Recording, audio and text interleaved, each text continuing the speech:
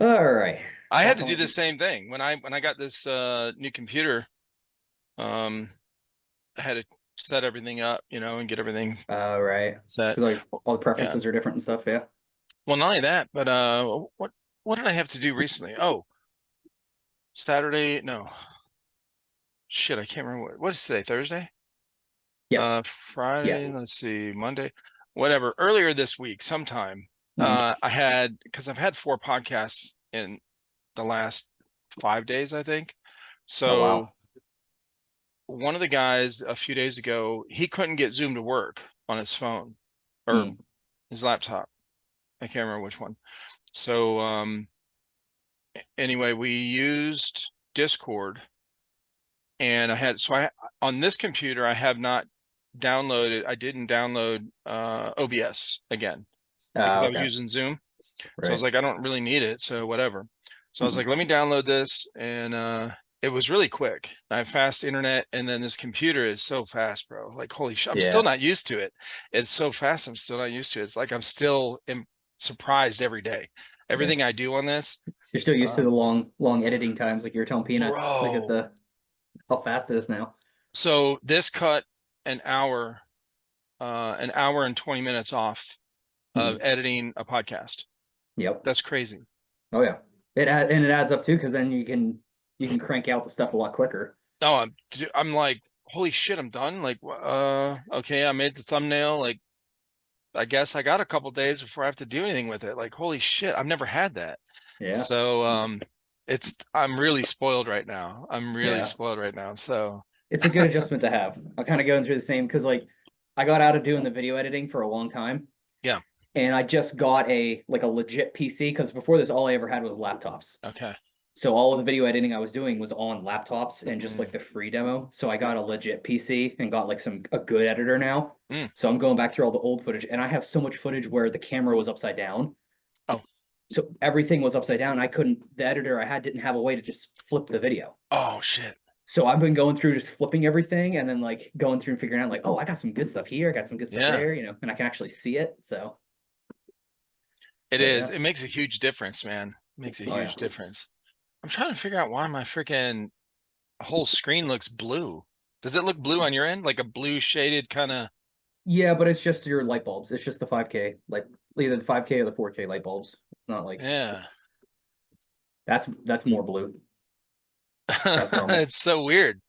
I don't know if I changed a setting in here or something. Because you have, what is it, video? Whoops. Sorry about Yep, that was the video. that. I know, right? It's a podcast. Nobody needs Uh, video. It's all right. no, I know. Well, actually, Uh, heck, you probably get more views through your Rumble and YouTube than you do on. Where do you upload just the audio? Is it just Spotify or do you do like yeah, Apple Music or whatever? I don't know, whatever all it the hip is guys are using. on. I'm going to show you real quick. So I don't think I've ever showed anyone. I'll show you where it's at. It's on everything. It's on everything. Okay. Yeah, it really is. So I was thinking Directory about the other speed. day when I was listening to your episode with Peanut. I was like, okay, I know he does YouTube, he does the Rumble, he does the Spotify, Yeah. because that's what I follow you on. And I was like, I'm sure there's other stuff you put it on. I just didn't know what Yeah. else So, was, if it was mostly video content or if you had a lot of audio. all right. Can you see that screen? Yep. So this is my Buzzsprout account. So I use Buzzsprout. It's a service. There's a bunch of them out there. Hmm. I've been using this one since actually since before I started Trifecta Airsoft. I started Okay. another podcast years ago. I've only talked about it a couple times. Uh, it was on my Scalf Life. Scalf is my last name. Hmm. I started a YouTube channel called Scalf Life. That was actually the original first channel I ever started. And it was just Okay. for my mom and two sisters up in Ohio to keep up with a lot of the videos of the kids as the kids were growing up and all that kind of stuff, and teenagers when I first got sick. And so I had started this audio thing through Buzzsprout through or for Scalf Life. And so anyway, I've had this for a very long time. I've used the service, then I turn it off, then I use it back and forth. But in this puts it on everything. I upload my audio to this one site and it puts it on everything for me. So you can Okay. see Apple Podcast, Spotify, Amazon Music, Podcast Index, Podcast Addict. It Hmm. says that these aren't listed, but they are. iHeartRadio, Alexa, Hmm. YouTube. YouTube has its own podcast thing now, right? Separately. Oh, I didn't know that. Podchaser, Okay. Nice. yeah. Pocket Cast, Deezer, Listen Notes, Player FM. We're also bro. If you just That's like that's the way, a that's a solid solid options to be on. oh, I'm telling you, bro, it's like Yeah. it's crazy. I did Hmm. not know when I first started doing this and uploading on here that it did all of these. I thought it would do the main, 4 or 5. Right. So there's, I still get emails from this one. Well, what's happened also is podcasts have become so popular just in general that Yeah. there are a lot of websites now dedicated to indexing podcasts. So somebody will start a website, they go on there and they'll program all the stuff. They'll go grab Hmm. all podcasts, anything listed as podcasts, and put it on their site. And they'll make a top 10 in this category, top 15 in this category. So in Right. Airsoft, we're starting to get indexed on these websites because there's a lot more Airsoft podcasts that are active now. So Yeah. Def Row, myself, even Admin Airsoft is starting, and then the ones that were active years ago that maybe haven't been active for a while, but they have so much content out there. Like, I don't know if you ever heard of Guerrilla Yep. Airsoft Radio, I They think. were the first podcast. They were the first Airsoft Yeah. podcast I listened to. They were the first one I listened to because Hmm. Zombie 13 on here, shout out Zombie. He told me about them. They're out in Cali. He's Hmm. actually played at a couple events with those guys. Okay. So, because he's up in Redding, California, it's not too far from where they're at. They've met up at an event and played. So they were the first ones that I found out about, even way before, like Yeah. when we They first were started they our were channel. they were I don't know if they were the first to do like podcast, but they definitely they peaked pretty They high. might be, honestly, they might be one of the first ones to do Airsoft podcasts. Right. Because it Yeah. wasn't until later, like even Navrich had one, but it was way later. Like he was focused on the other stuff, Yeah. his YouTube channel. I'm trying to think if there So was anybody else because I know there's obviously a lot of like bloggers and stuff like that. yeah, Like a random guy Kev. I think right. he's doing a podcast now, but for the longest time he was just YouTube. Yeah. But Yeah, they he's were got a podcast. yeah. He's got a podcast. He actually I think he just released another episode. Hmm. He did he does a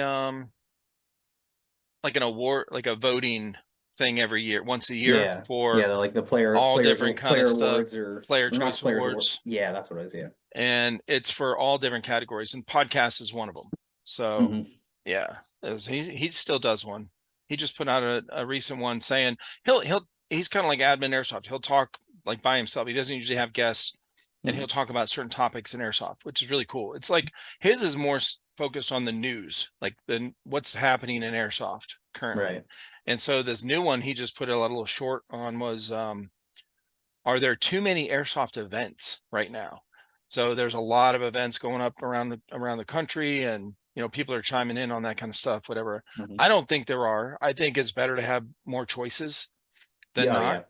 yeah.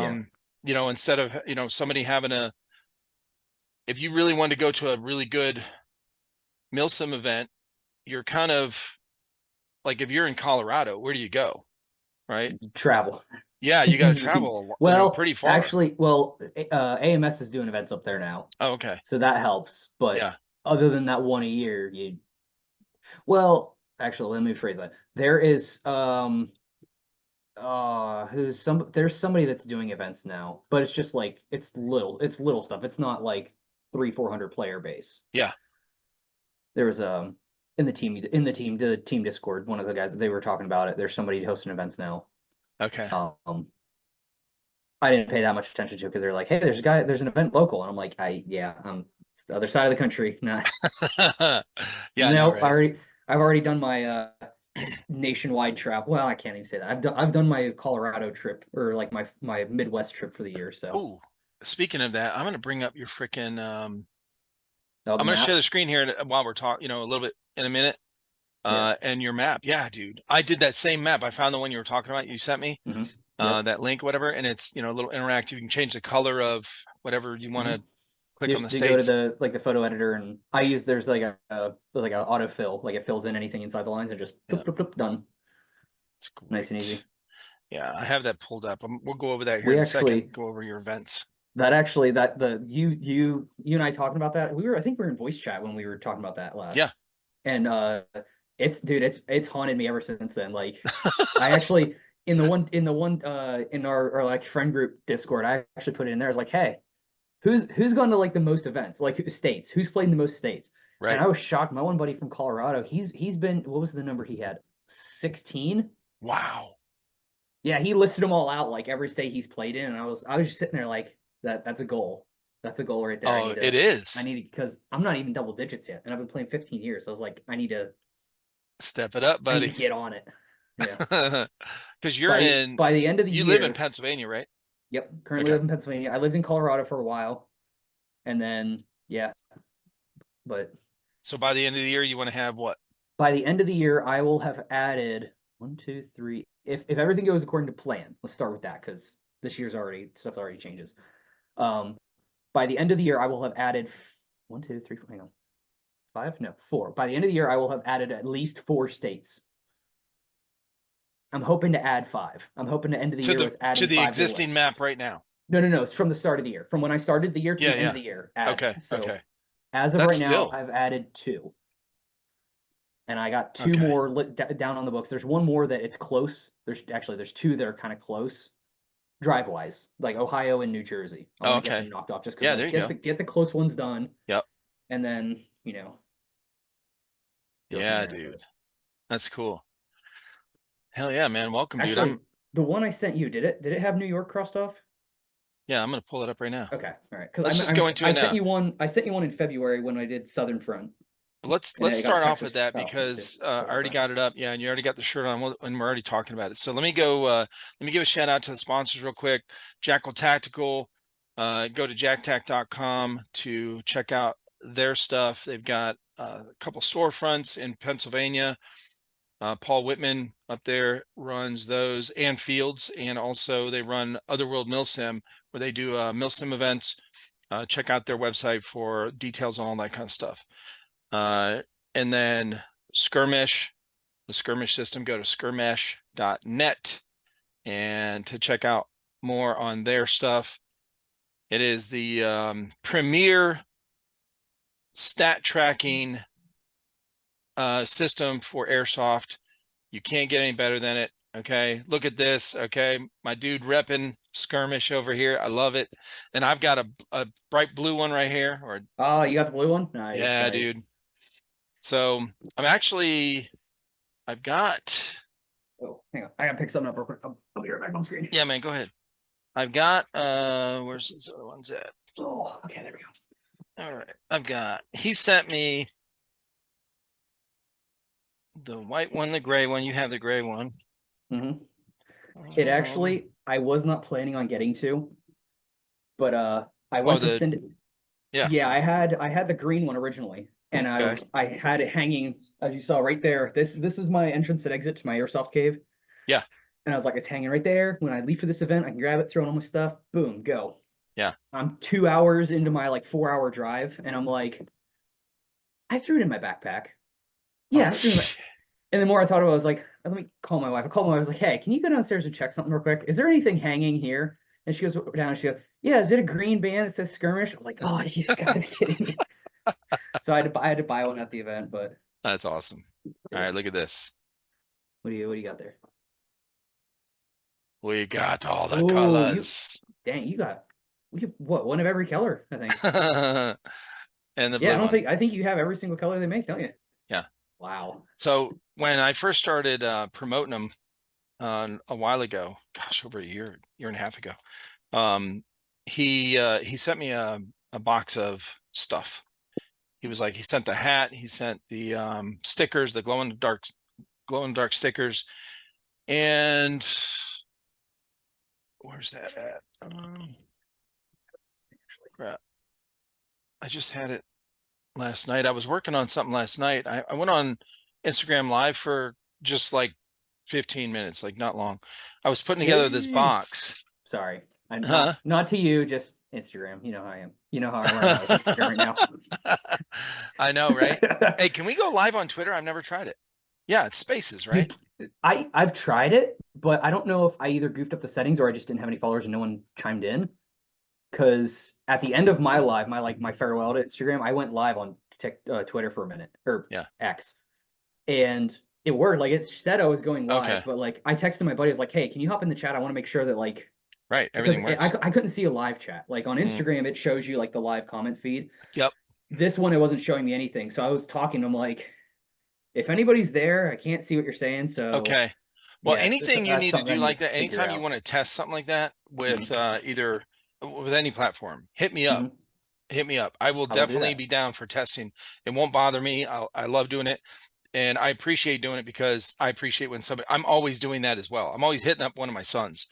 Okay. And so they would be, if I can have somebody that the problem is when I ask my wife or my sons to do it, I have to walk them through some of the stuff because they don't really get on and do this kind of stuff. Right. So I would Having someone like that's in to that have somebody space that, already.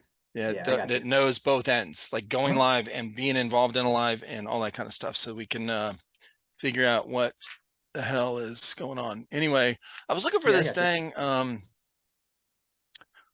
gonna paint it. That's what I'm gonna do. But he sent a 3D printed thing of, it was both of our logos merged together. Ooh, The okay, trifecta nice. airsoft logo, the T with the triangle, and the his skirmish. The skirmish S, yeah. Yeah, so it's black right now, it's just the base plastic, whatever, but I'm gonna paint it, I don't know, white and red maybe, and then hang it up back here for the part of the background. It looks cool. Nice. Yeah. So anyway, shout out Oh, yeah. Skirmish. Sorry to Go to interrupt you on that. skirmish.net and Sorry. jacktech.com. Appreciate the sponsors of this episode. Let's get into what we were talking about, man, because Balrog Zeb is on right now, or just Zeb. Yeah. Appreciate you being on, man. And we're talking about your map that you posted on our Discord. Mhm. And I'll show mine here after we're done talking about yours. Now, it's not the same, I will say that. I didn't travel to these other states, so just to preface that. But yours that I'm about to bring up on the screen, we're going to go over that because it's pretty cool. And I think that other people would like to get involved in tracking this kind of stuff as well.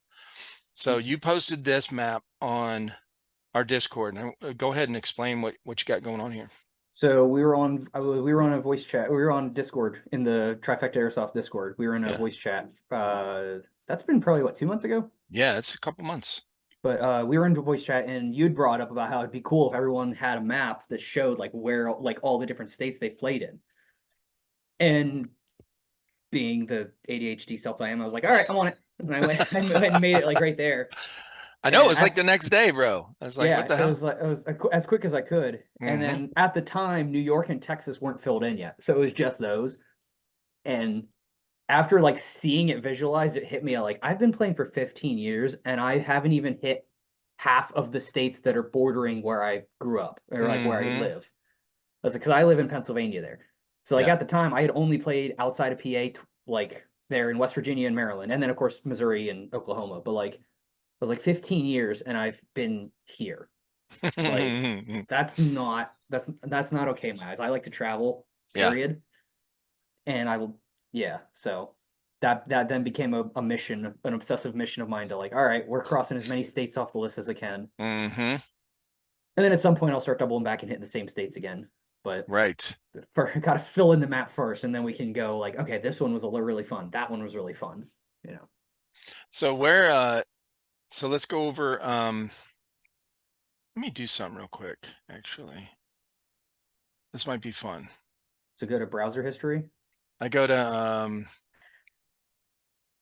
this is that map site where I think this is where you got the map from. Okay. Oh no, So that's way fancier than what I got. oh really? Oh yeah, I went to Google Images and just searched map, and I'm Oh like, oh, dude, that's way better it's map. already look, and Yeah. So I thought this is what you used, because this is like one click wonder. Okay. Yeah, see, yeah, So that's a lot you can easier. choose to put the borders on. You can choose Uh-huh. to have the state names, right?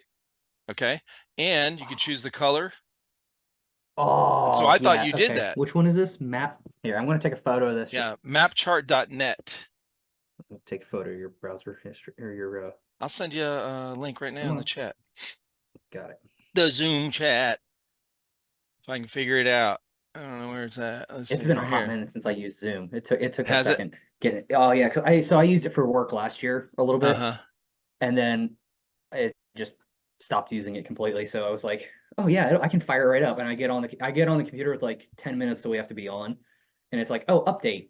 Tick tick tick Of tick tick course. tick. And I was like, I've yeah, done that so many times, bro. I've done that so many times. There's been numerous times in the past where I'll mess with somebody like, hey man, I'll be ready in like 10 minutes. It's like 2 minutes till. Like yeah. my thing's still updating. Okay. Whatever. All right. But yeah, that map looks like a lot easier to do. Yeah, this is great. Now, So can you save that image once it's done? yes. Matter of Nice. fact, down here, see it says download map. Download There's no map. catch. Nice. There's no catch. Like I thought, okay, it's going to have some freaking ad or some, you know, you Right. click on the, I was afraid to click on the download link. No, Yeah. it literally goes direct download. That's it. It's super Okay. easy. I Yeah, I'm was, definitely going to use that because I like how it also has the states labeled too. yep. Just for Mm-hmm. like, I'm a geography nut, so that doesn't bother me. But other people, it would be a lot easier. Like, It's a lot easier to go ahead and see where, oh, okay, Oklahoma, you know, yep. Missouri or whatever. Like, Hmm.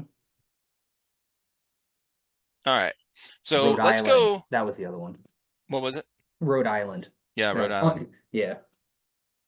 Way over here. I don't think I'll be able to find any events over there. Yeah. I've been talking a little more with Matty Mo from Mo Uh-huh. Bros. And I was like, hey, I want to get New England crossed off. And he goes, well, we can help you for most of it, but we don't know about I think it was Rhode Island. He was like, I don't know. I don't know what we can do for that.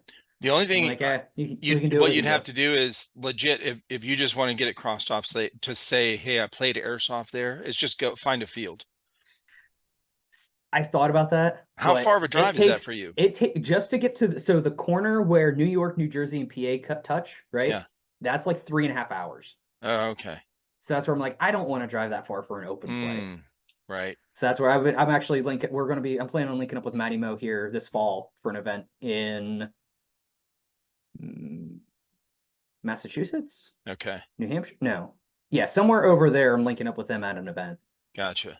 and just do events because Somebody it's that's better bang listening for or your buck. watching, host an event in Rhode Island so we can get it crossed off for you. Well, here I can get. This man right here.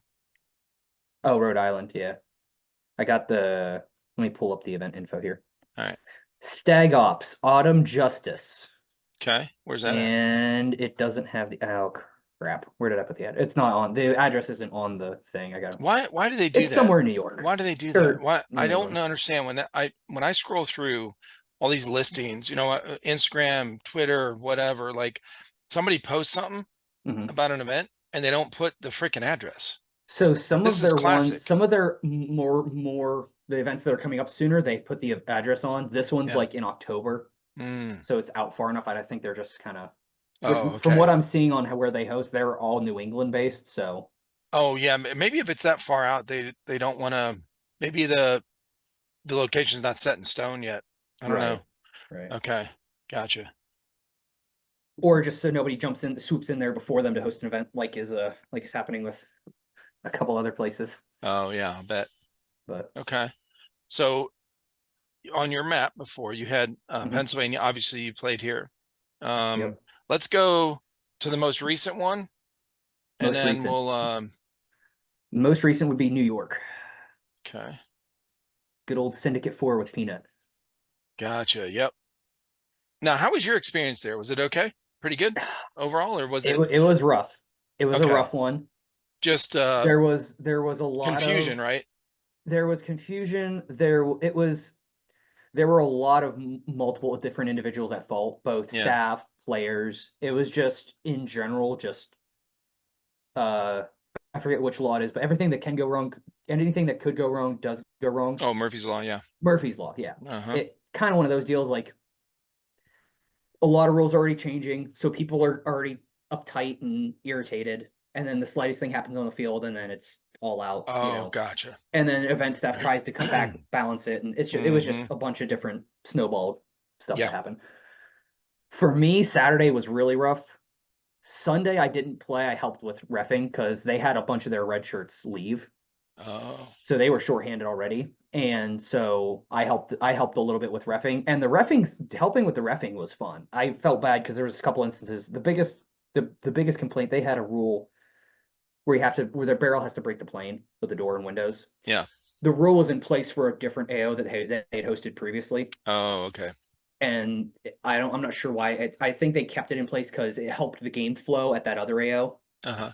Basically, there's like a very narrow stairs to get up onto the porches to get in the buildings. Uh-huh. So in order to make it safe and be able to fight into the buildings, they put like a no conflict zone there to let people get to the doorway, and then you can shoot it out.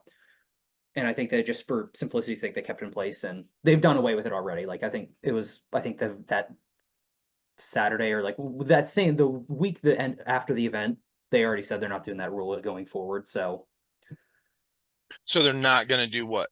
They're going to allow people to shoot from inside. Oh, okay, good. You don't have to break now. If you have an MED, you still have to, just common sense, safety wise. But Gotcha. it was for riflemen too. They've canned that now. So there was a lot of crap that happened. They are doing their best to fix it going forward. So yeah. Okay. Could have been a lot worse though, because they're also dealing with New York, and where we were playing, we were like an hour. We were just over an hour outside of like Metro, like New York City. Gotcha. So you have all of those influences that are already not very pro gun. So right. Trying to be careful here how I word it, but you get what I'm saying. They're a bunch of dumbasses. Is that what you're saying? It's a tough AO to work with to begin with. Yeah. And yeah. Gotcha. Could have been worse. I think the next one will be far better. I also think every bigger event host has that one event that always seems to have problems. Yeah. Just because it's a big name, or it's a big location, or and it just draws the good and the bad, and there always seems to be problems with it. So, and I think that may have been partially the case. Sure.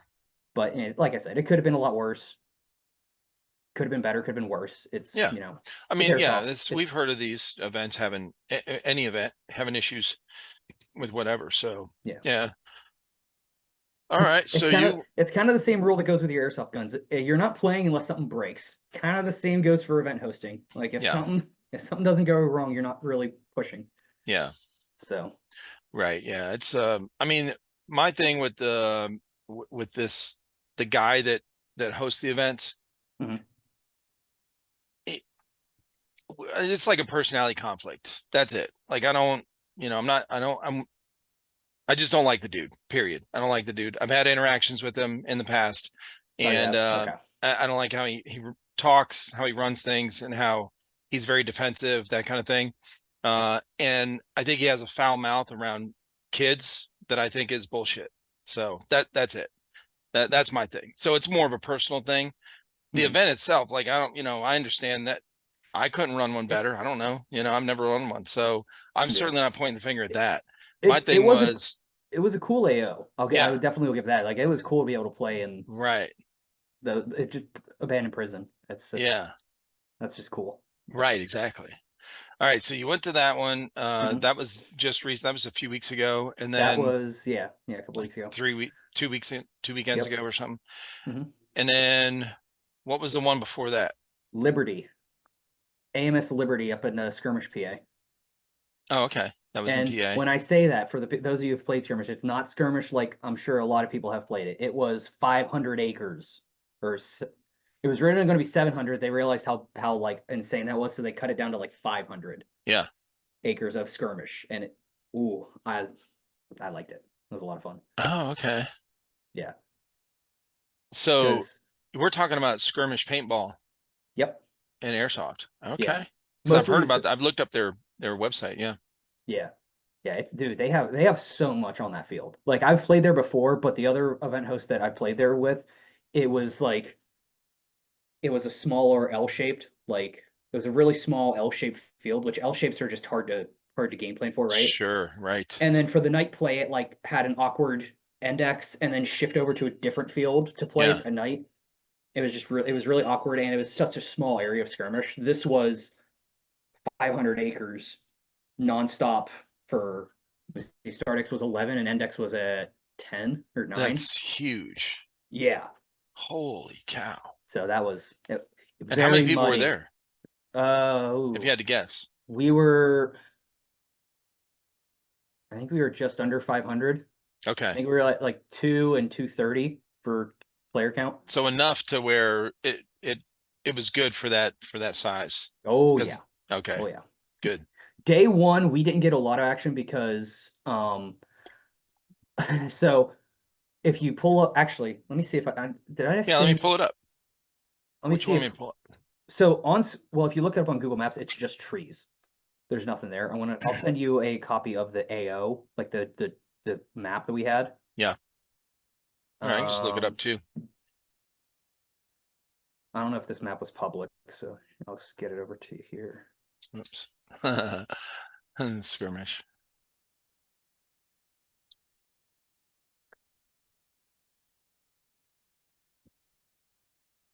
You can send it Is that it? in Discord, or you can send in the There. Yeah, I'm gonna just. I in know. Yeah, I'm just sending it through Discord now. that's fine. This is a ATAX map that one of the guys made up for it. Okay.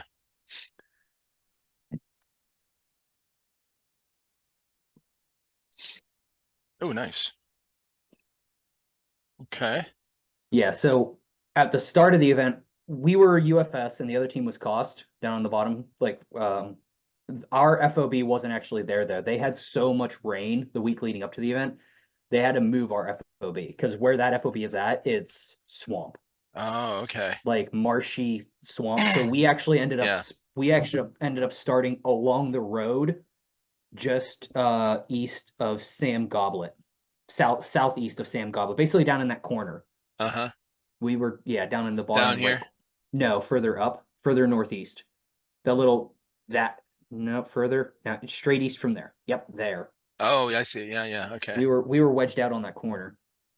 And our squad and platoon, our task was taking CP5 to start out the day Saturday. Whoa. Yeah, so we had our job was to take CP5 and then go down to CP6, basically go around the outer border Yeah. and loop around. Mm. And yeah, for the first probably 2.5 hours, we did that. And we didn't run into anybody, but I talked with some Cost guys that we ran into later, Yeah. and they were actually like on the boundary. And they saw us, but they just never engaged. So Okay. we went for like 2.5 hours, didn't take any contact. Whoa. And then we had heard that they sent everybody to the big castle. Like there's one big main castle on the map. It's right where the big red splotch is at, basically. Okay. There's a big the whenever somebody goes to skirmish and they take a photo of the castle, Yeah. that's the castle. We heard that they sent everybody there. So 2.5 hours of not seeing a single thing, we're like, all right, screw this, we need to shoot somebody. So we snuck Uh-huh. around and we actually came up behind like two squads that were about to push in on the castle. We came in behind them. Uh-huh.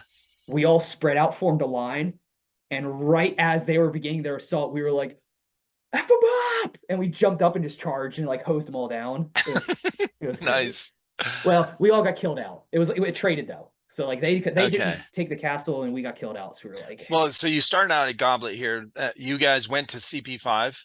yep, How long did it take you to get there? we captured CP4, CP5. Oh, how long did it take us to get CP5? Or I guess, yeah, go ahead and continue what you're saying. CP4, So CP5. CP4 we got lost twice trying to get there. Okay. So I was squad lead, and we were supposed to have Ares Alpha running for the event. Oh, yeah. Scanned into Ares Alpha, all right, cool, we got it scanned, let's go.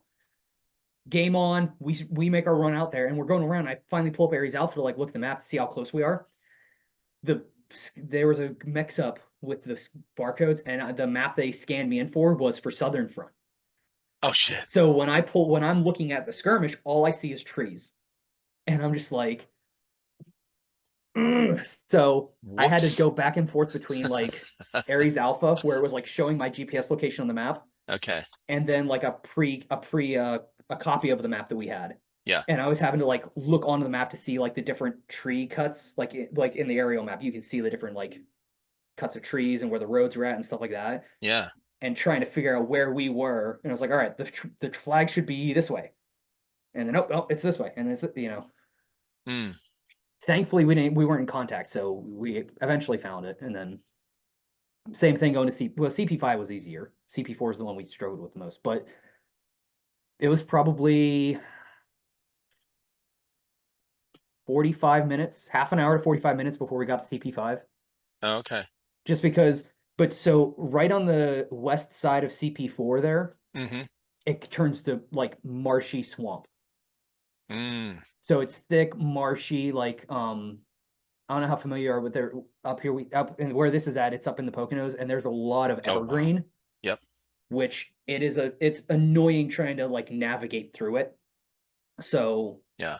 yeah, it took us quite a while to get through the marsh, and then at one point we had to cross this creek that's like it had to be 2 foot deep, at least 2 foot deep and like maybe 3 foot wide with like marsh leading up to it. Yeah. So we had to like find a semi-dry spot to like it was And when was good this? land nav class. What month was this?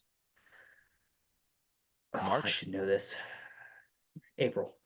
Oh, it was April. Okay. Or early, it was like first or second week of April. So the water, when you're passing through some of this stuff, this is in northern Pennsylvania, so it's still kind of cold. Thankfully, it had warmed up, but Yeah. they had gotten so much rain there. I heard through the grapevine that this year they had more rain up to that point in the spring than they had in 15 years. Mm. So they had like records amount of rain. So it was just everything was soupy, wet, muddy. Dude, that is Thankfully, so our hard squad to was mostly travel in. prepared though, because we knew going into it, we're like, yo, it's been raining nonstop. Right. Muck boots, or just wear shoes and know you're going to get wet. Now, And what are muck boots? big, like farm boots, like the rubber Oh, boots like the rubber. Okay. that come up to your. Actually, so my profile photo, Like I the think waders. yeah, Mm-hmm. Like if you're fly less fishing. less aggressive version of waders. Yeah, Gotcha. yeah. Here, You put a what now? Picture on your Instagram? I mean, your Twitter? yeah. I put it on. I don't know if I posted it permanently to Instagram. I know I put it on my story. I know I did put it on Twitter though. That's Actually, fine. I think I put it up today of Oh, me in the kit I had for. So my profile photo basically yeah. should be. Did I post it? Ooh, I did not post it. How dare you? I'm sorry. Let me see if I can find it. I'll just send you a link to it. Here you go. Let's pull it up. I did post it to Twitter. It's just in a cluster of other photos. Oh, okay. Let's see. I'm messaging you the link to the post now. I think I sent. I should be adjusted to it now, but I'm still adjusting to Twitter's layout. Yeah. There you go. I think I sent it.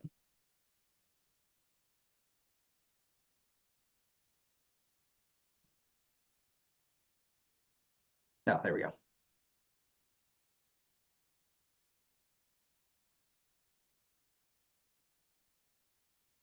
There it is.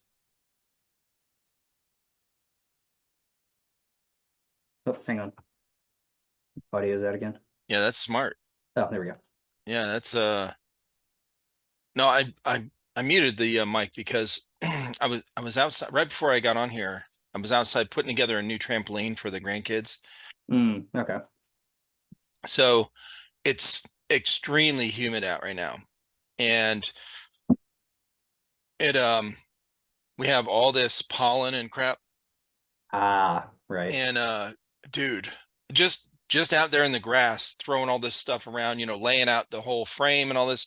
I'm like, as soon as I came inside, my nose starts running, I got this, you know, Good, just good old coughing allergies. and yeah, dude, I'm like, bro, and I'm drinking water and trying to clear my throat, and it's just so anyway, I'm muting the mic and I forgot to unmute it. But yeah, You're so good. this is a great, these are Yep. like, that's a That really is clear picture. that is end of the day Saturday.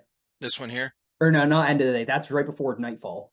No, Gotcha. that photo there is Sunday. It got super nice and warm Sunday. Yeah, it looks beautiful. Is this the Saturday, castle thing you're talking about? yep, that's the castle thing. That's pretty cool. I wonder how what they built that with. Like Lumber. really Oh plywood and yeah. stuff. That's Okay. all that's been there that's been there for a while. That is cool, man. But yeah, so that photo there is like right at dusk Saturday night. And Gotcha. as you can see, the muck boots weren't quite high enough. Oh, yep. So, so we they're next if they do go back to Liberty next time and if we play it again, everyone that we went with, not joking, we're going to be getting hip waders. Oh, yeah. We're legit doing hip waders, and we're gonna be like, hey, send us to the marsh. We're set for it. Like Yeah, we're good. it's yeah, it Like, was why rough. not? It was rough, but it was fun. It was like a fun kind of rough. Mm-hmm. We all got to embrace the suck together. Exactly. Right. Embrace the suck. Yep. Yeah, man. That's cool. All right, where was that skirmish paintball at? I wish I could get rid of this damn menu. Keeps getting in my way. Okay, here we go, the map. The map, yep. So that was in PA. Yep. And then, so take us through the rest of your map here, where what was marked So in. What I was it, lived in Texas? Colorado for a couple years. Yeah. So Colorado got marked off. I played, yeah, a lot there. Oklahoma, I played in once or twice. Okay. Once. One. That Sent the you. actually the event that we talked about last time I was on, Yeah. that was the one in Oklahoma. That was AMS, right? No, no, that was Oh Minecraft. no, that was the one you told me about. I looked up because I hadn't Yep. heard of them. D-Day Adventure Park. Big, Yes. big AO. Mm-hmm. Or it used to be big. Somebody was telling me the other day that they've like had to sell off like parts of the property, Oh, okay. and it's not as big as it was like when we were there, which is kind of sad. Gotcha. But And then Texas. yep, Missouri. Actually, I forgot. Missouri's going to be my next one. Not Okay. yeah, going up. Yeah, playing in a rock quarry. Oh, dude. Yes, yeah. The photo I put in the Discord the other day of like that field. Yeah. That's where I'm going. Let's I forget find it. I forget which chat I put that in. Oh, probably in pics. Yep, right there. Right down at the bottom. That's it right there. Bro, Yeah. this is cool, man. And that photo doesn't do it justice. That's like the main area of the field. So if you Yeah. look top center of the screen, you see that like Mm-hmm. small body of water up there, right? Yep. That's the opposite corner of the AO. Okay. To the left of your screen, there's here. So if you go north of there, or actually, so basically the whole left of the screen, there's Yeah. more woods that's playable. And right where the tree line is at, it drops downhill. Oh, wow. So it's a sharp drop down, really thick brush and trees, and then there's playable area down below. Yeah. There's a western town up in the top left corner of the screen, Yeah.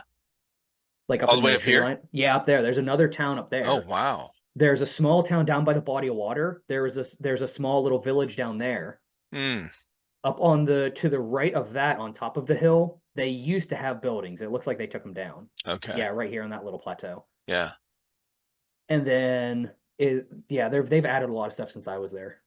But I mean, look at this main middle part. They've got the castle thing going too. all of those connexes you see, all the yellow and green connexes, they were not there last time I was there. Wow. So they have added a lot. That's crazy, dude. Yeah. That's actually so just to the left of where your mouse is at is actually where my buddy busted his knee open. Oh, really?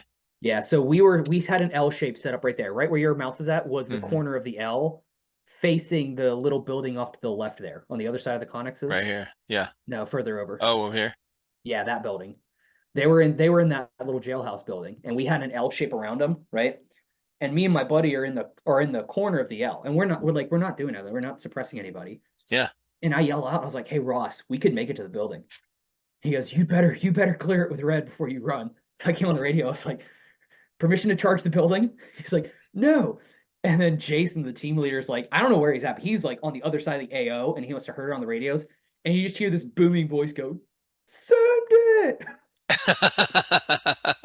So me and Ross were like, hey, he said to go. So me and Ross jump up and run. Well, I was just to the left of like white van on the Yeah. berm. So Mm-hmm. I had that roadway to kind of run down and sweep into the building. Gotcha. Ross was further below the screen. Mm-hmm. And when he came up over the berm, he didn't realize that there was like a 4-foot drop. Oh shit. So he like got up, run, thought it was flat, and then fell, tumbled, and then he kind of like hobbled to the building, made it to the building, and then collapsed. Oh jeez. And I was like, you good? He goes, yeah, I'm fine, I'm fine. I start engaging and I get hit, pull my dead ray out, and I turn around and I see him like laying with his back against the building, and you just see blood all like on his kneecap. Oh jeez. Pants didn't rip. That's crazy. 5'11" pants were perfectly fine other than the Yeah. blood, but his knee was all sorts of jacked up. I'll bet. Shout out to 5'11", you make some magic Yes, pants. for real, bro. Yeah, they do. They got some great equipment, great gear. And yeah, rocks, But bro, they're rough, man. They're rough. after that, I went now and I actually bought like G2 and G3 pants with like the built-in knee pads. Yep. That was the event. I was like, after that, I don't care what event it is, I'm wearing knee pads. Oh, it's great. That's great. Yep. Yeah. But yeah, Yeah, we never had knee pads. I never had pants with knee pads like in the military and stuff. Mm-hmm. That was way later. Like that was after I got out. It was whenever we were running through the woods. Most of the stuff it was like, you know, woodland stuff, like that kind of stuff. But rocks and roots, you know, you're tripping over roots all the time. You know, you can't, you know, if you go in the woods, like wherever you're at, Pennsylvania, and if you've got pine trees and pine needles everywhere. Yep. You can barely see what the hell. Oh yeah. And then you hit it, and you know, it's after hiking in, I don't know, 2 hours with, you know, 50 pounds on your back, and carrying your rifle and all that kind of stuff. You don't pick your feet up as much, you know. You kind of lose sense of that kind of thing, and you're always, dude, somebody's falling, somebody's biffing it somewhere. Yep. So this is a cool AO though. Yeah. Oh yeah. That's one's one of my, it has it's probably one of my favorite, if not my favorite AOs I've ever played at. Now this was in Missouri. Yep. Nice. And each, like, with it being a rock quarry, none of that, like, the photo makes it look relatively flat. None of that is flat. Like between the castle and those, like, the cluster of orange connexes in the middle, there's like a 30 to 40-foot berm. Whoa. With a plateau on top, and then like a 10-foot drop behind. Like there is nothing flat here. It is all a bunch of flanking and different elevations, and it's That's crazy. Yeah. The only place I've ever played at that I think UCP, the really horrible, like the gray digi-camo for back in the day. Yeah. The only place I've ever seen it work. Oh yeah, I'm sure. Amazingly. Like we had guys, so the last time we played there, our fob was to the far right of your screen on that road. Okay. Further back, right? We had guys in the tree line, right, like to the below the road. Yeah. Right, and like all through there would just be guys camping out with OCPs. Is it OCPs? Whatever that digital camo is. They just lay down in the rocks, and if you didn't see their gear or their head or something like that, they blended right in. That's crazy. Yeah. They're like rock monsters. Yeah, pretty much. But yeah, that's the next one. Sorry, I keep going off on these rabbit trails. They're just no, dude. That's what I love to hear. Come up.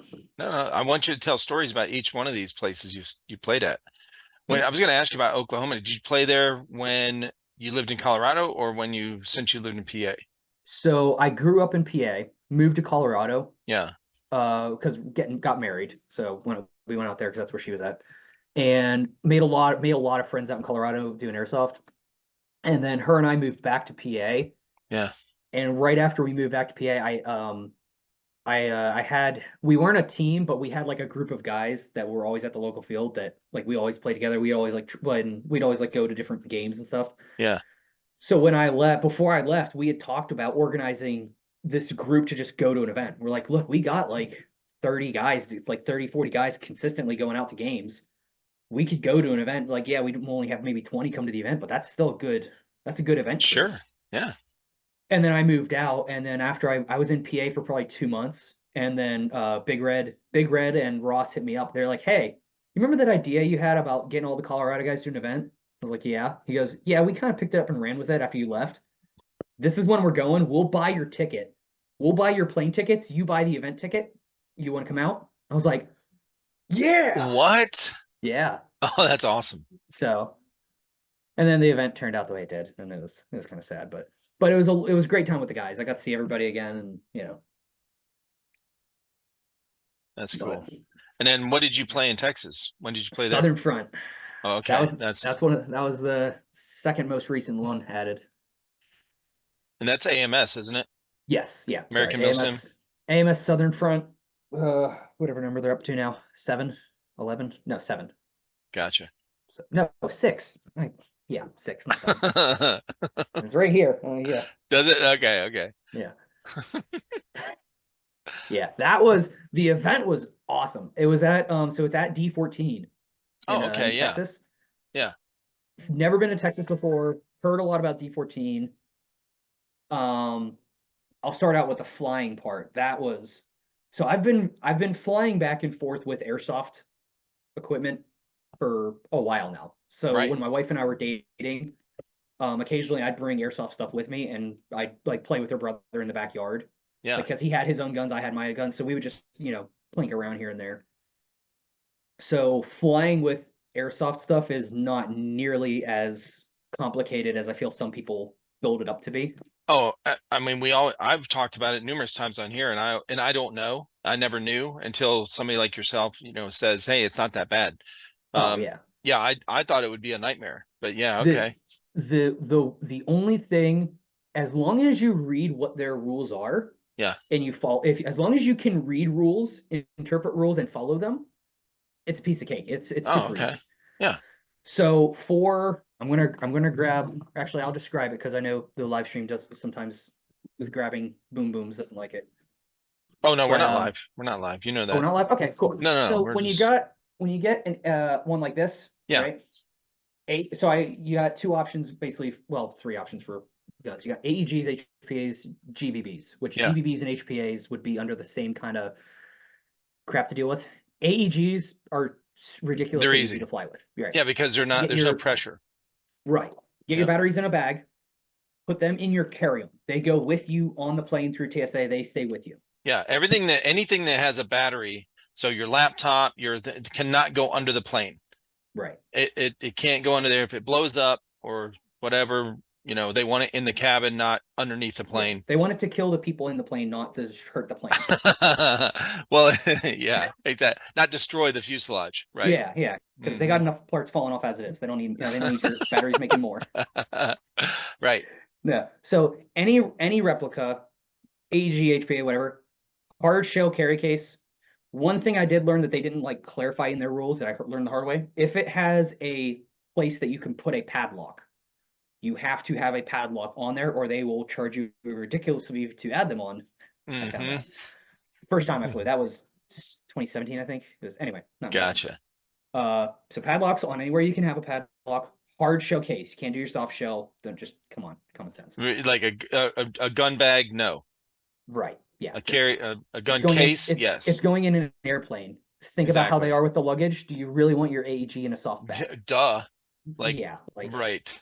For you real. would think it's common sense, but I feel like there's people out there that are like, "Oh, I could take it in my gun." Oh Lord, yeah. you know those people exist. Well, that, and also I think a lot of times if they haven't done it before, they're not really thinking about that as much as they're thinking about everything: the trip, the ticket, the ID. Okay, what do I need to get on the plane? Like, oh shit, yeah. Okay, That's fair. Yeah, I don't know.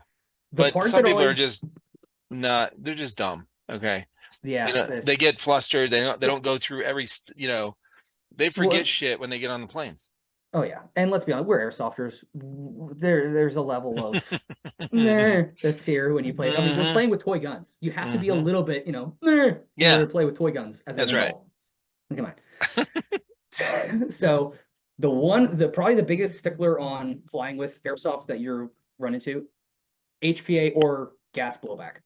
I have not flown with these, so I cannot speak to this. Yeah. I'm just interpreting what I've read and understood. About the gas Basically, they want it to be unable to magazine. contain pressure. Yeah, Right. it's a gas magazine. Yeah, audio. Yep. Sorry. So for those of you listening, if you have a GBB, you got your gas blowback magazines. According to what they have on their TSA guidelines, needs to be physically incapable of retaining pressure. So you take the valve out. Right. Take the valve out for the HPA tanks. I Take didn't it off. actually realize this was. I mean, I figured it was a thing, but I didn't realize how easy it was. These just the valve, the regulator on your tank. Yeah. It just unscrews. Yeah. It doesn't. You don't have to have. Now they make a tool or they used to make a tool. They don't have them in stock anymore. That'll slide over this, and you can add a wrench, and you can like really get some torque on it. Yeah. They're out of stock everywhere. I couldn't find. I tried to find them. You don't really need them. Yeah, you don't need them. No, you don't. And it worried me because I thought you did need them when I was Gotcha. flying. Because before this, anytime I'd fly, I'd get all of my essential stuff flown with me, and then I was always meeting somebody there, so I'd always borrow a tank off of them. Yeah. This Southern. Now, when you so if you're packing that tank and you have it undone, okay, you have everything, it's open, you got that off. What when you pack it, can you put it in your luggage and they'll scan it? Now they make you take it out and they have to check it, or what do you have to do? So the one thing you never want to. So what I do when I'm flying with them, I will put empty magazines, rifle, and air tank in the same compartment, disassembled. The biggest thing you do not ever want to do, you do not want to have your BBs in the same compartment as your replica. So what I do is, because I learned the hard way a couple times, because again, idiots, we're airsofters, learn the hard way. I put my BBs, at one point I put my BBs in my carry-on. Don't do that. Because even though they're plastic, they're biodegradable plastic, I've argued till I was blue in the face on them because they were expensive BBs. In their machines, they scan as metal because it's a dense plastic. Well, they do have metals in them. That's one of the BBs have metals in them. Yeah, that's why they'll scan that way. So the thing that gives them weight. Yeah. So I had this conversation with, as a side note, we'll get back to the plane thing here in a second. But as a side note, the way that they add. So obviously, let's say we're talking about. These are 6mm BBs, so that's the size of the diameter of it, of the size of the ball. Okay, and the way we get different weights from the same size is they put metal in it. Okay, and so it's like when it degrades, it comes up when they test the ground, when they do soil samples. It will show up as heavy metals in the ground. Okay. So there was a thing when I talked to the guy in Netherlands. Netherlands went through, and they have they're similar to the UK and a lot of these places over there where they have a dedicated government group for airsoft. Okay. And this group came in, I can't remember what their acronym is, but they came through, and this is like 2 years ago. They had shut down some of the fields because they did soil samples, and they said, okay, well, you can reopen, but you can't use anything above 0.2 BBs, 0.2 grams. So if you're using, and who wants to use that? Because they're going to fly everywhere when the wind blows. Yeah, that's like, okay. Cool. And not only that, but all your stuff is set up, your hop ups and all this stuff is set for, for long range. Like you're shooting at least at the, 2 5s or whatever, probably 3 O's or so. Anyone that doesn't know, what we're talking about is there's different weights of BBs you can get, and all the way up to like 0.5s, right? Which are pretty heavy for like snipers and stuff. But anyway, that's how they do it. They put metal in there. That's why it will show up on the x-rays. But anyway, continue your story. So I was not aware of that. So you put them in your carry-on, they scanned it, and it says, oh, you have metal in here? Right. They saw it, just showed a block of metal balls, like the ball bearings, essentially, is what what they viewed it at. And I was like, I just thought of this, like that. Like, dude, that would look like a damn right. So like don't IED put it in your carry-on, and definitely under no circumstance put it in with the rifle. Okay. In fact, not before you get to the airport, when you're in a proper environment to do so, Yeah. Make sure you don't have a single BB anywhere in that gun case, inside the barrel of your gun, in like falling behind Yeah. the foam, in your mags. Not one anywhere. Don't do it. Good tip. So rifles, empty mags, and air tanks disassembled with the regulator off go in one case. You go to check your bag just like you normally would. I do Southwest because you can fly 2 bags for free, which I mean, I've looked in the pricing of flying other companies, and the baggage fees alone are, anyway, that's not the point. They are so you get your bag tickets, right? And when you go up to the counter to, give them your bags, you tell them I have a firearm to declare. They're going to give you a little slip to fill out with all your Okay. name, info, and basically saying I'm not a terrorist, I'm not going to do anything bad, Yeah. blah blah blah blah blah. Then you take that card and you have to put it in your gun case, lock the gun case up, and then they will escort you to TSA. Depending on the airport, some airports I found out are different. Like Okay. Texas didn't have me escorted to TSA. They took the gun bag and took it. So depending on Gotcha. where you're at, they will either escort you to TSA to undo it and do that, or they'll just take your gun bag and scan it. What I did on my way back from Texas, because I was flying, or actually to and from Texas, because with the ammo, because I don't want to buy ammo there, because I have a crap ton of blue mag BBs, and I don't want to leave bottles there. So what I did is, shout out Blue Mag. yes, blue mag. I put all of my BBs in my other carry-on that had my clothes and stuff like that. Okay. I travel, when I fly with that, I have a hard shell case. It's a hard shell blue case. Like suitcase? And yes, a hard shell suitcase. For your, okay. For my clothes. Mm-hmm. What I did is whenever I told them I have a firearm to declare, I also got a slip for the firearms, filled it out, and put it in with my BBs, and essentially treated it for them, treating it as live ammunition. Oh, okay. It's way overkill, but I didn't have any issues with it. So what do they do with those slips? Like when they're checking it, they'll open it up and they see the slip and then they'll read it and they'll go, oh, okay, got it. Right, Oh, basically, yeah. okay. It's for them if they have to open up the gun case, Yeah. they can open it up and it'll have all of your information there. That way you don't have to stop the line and ask a bunch of questions. Well, and that way they know that you actually declared it and gave it to TSA. Yeah. Because okay. I mean, theoretically, you could go print out the slip, throw it on your bag, throw it in the carousel. That's true, right? If the slip's in there, they know, okay, this guy actually did it the right way. And they'll be hopefully more forgiving to you. But if they're searching your gun bag because something's in there that they don't like, you've already didn't pay attention, didn't obey a rule. Yeah. Well, listen, man, it just doesn't. But that's it. Yeah, and that's not too bad. That's really not too bad. I mean, I know people have done it for years. Kicking Mustang flies all over the world. Yeah. He was in Mexico. I think he's in Mexico now. He was flying. Yeah, I follow his Twitter. He posts a lot of stuff on Twitter where he's going Sorry, I'm sorry. No, go ahead, dude. What I just found him on Twitter. Did you? X. Okay, good. Yeah, I just found him on X and I've followed him. I still call it Twitter, dude. I'm never gonna call it X. They have Elon Musk puts out this post or a poll like every couple weeks. Do y'all call it Twitter or X? And overwhelmingly, everyone still calls it Twitter. It's it's Twitter, man. I don't know. Yeah. Anyway, so you can fly anywhere, you can do all that kind of stuff. It's not that bad if you follow the rules.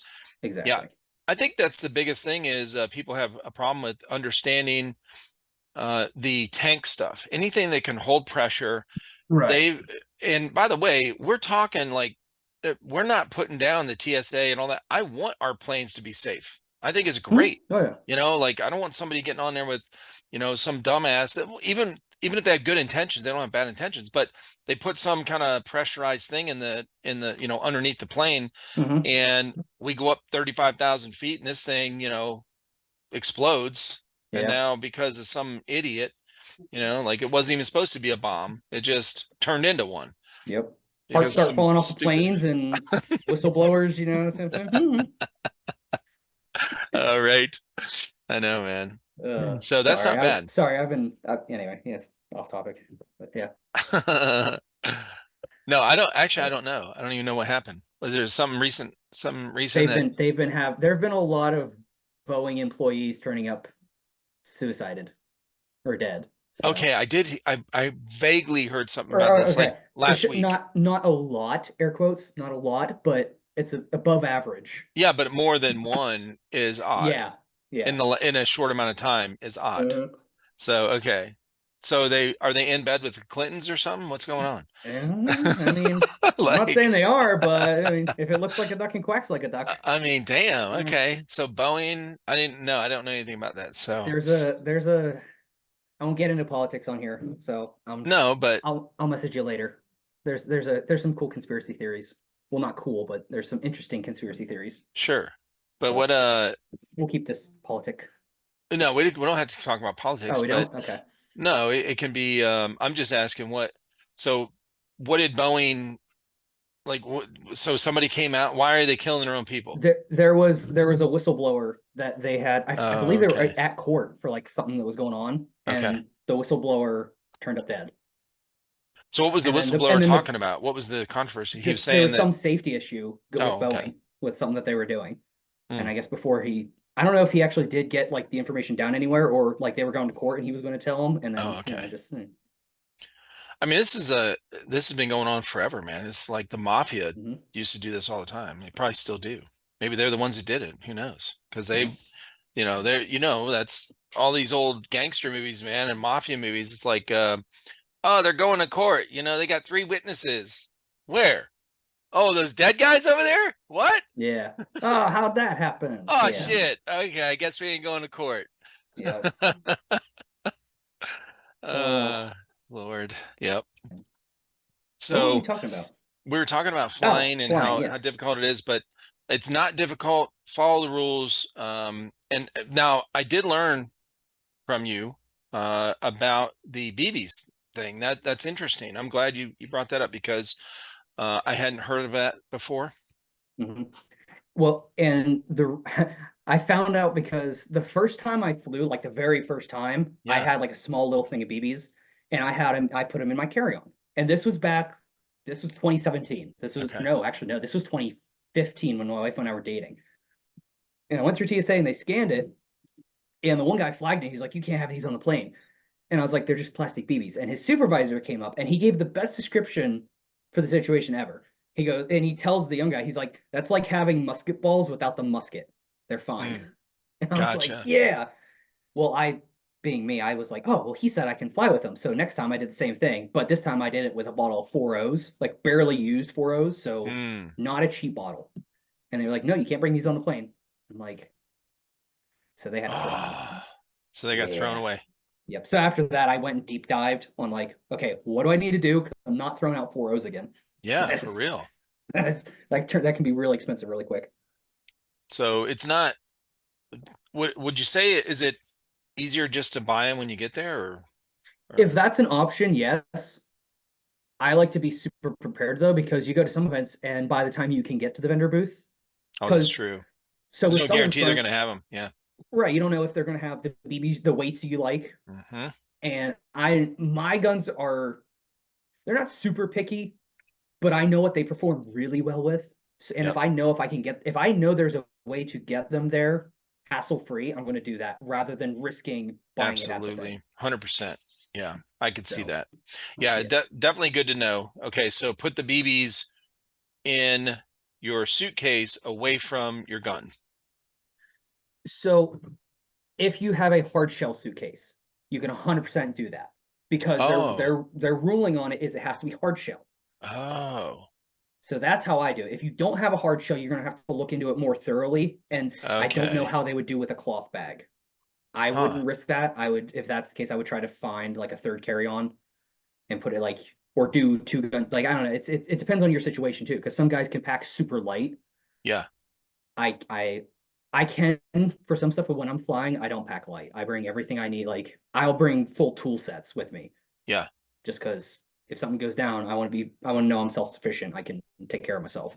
Gotcha. So for BBs, again, everyone has a different situation. Thankfully, they put all their requirements on their website. Yeah. Oh, So good. you got to do some digging.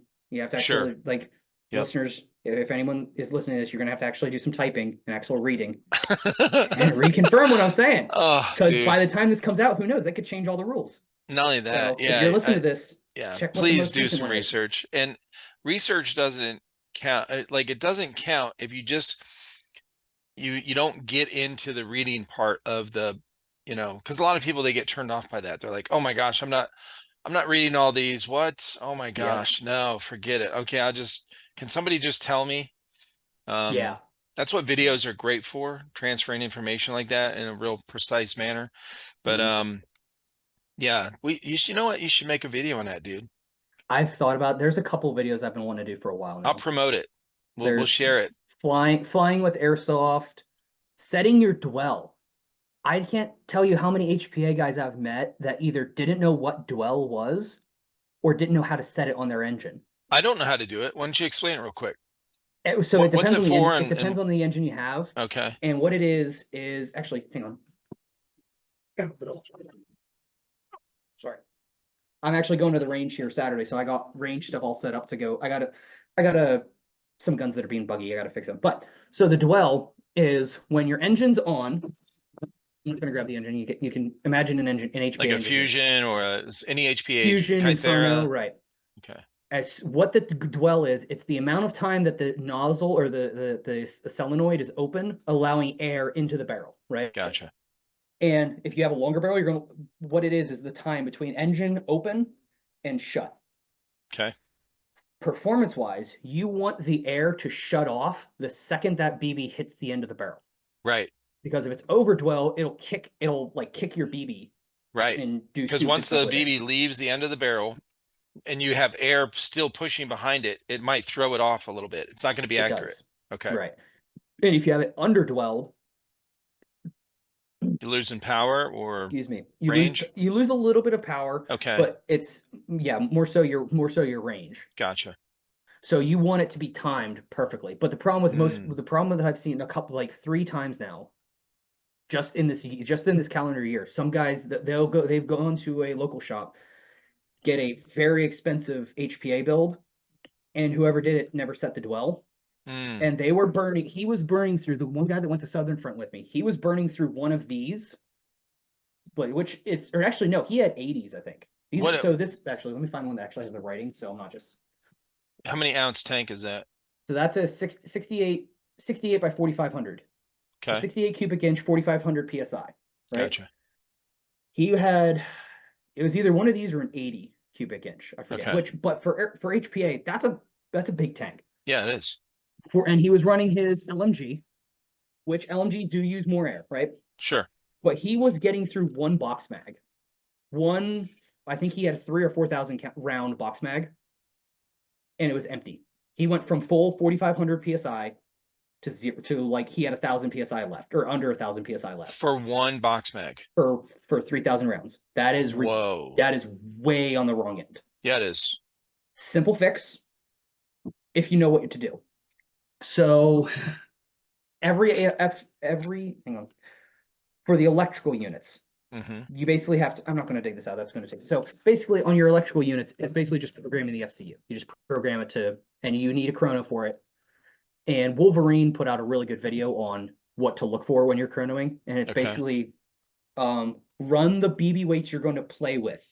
Another valuable lesson because the weight of the BB will change how long it takes the BB to reach the end of your barrel. Ah, right. So don't try to save money and be like, oh, I'll set the dwell with 2 O's. Don't do Okay. that. So whatever weight you run, Good run point. those to set the dwell. Mm-hmm. And then you want to look for, I like to start the dwell high. Yeah. And then you lower the dwell. And what'll happen is your FPS will be reading close to the same. As long as you have a good air seal, everything, you should be reading very close to the same shots. And then you'll notice a dramatic drop. Like 10, like a good 10 to 20 PSI, maybe more, depending on the engine you have. Okay. And you'll notice a big drop in FPS or joules, whatever one you like to look through. Sure. It's still a drop. You'll notice it. Yep. That's whenever you're underdwelling.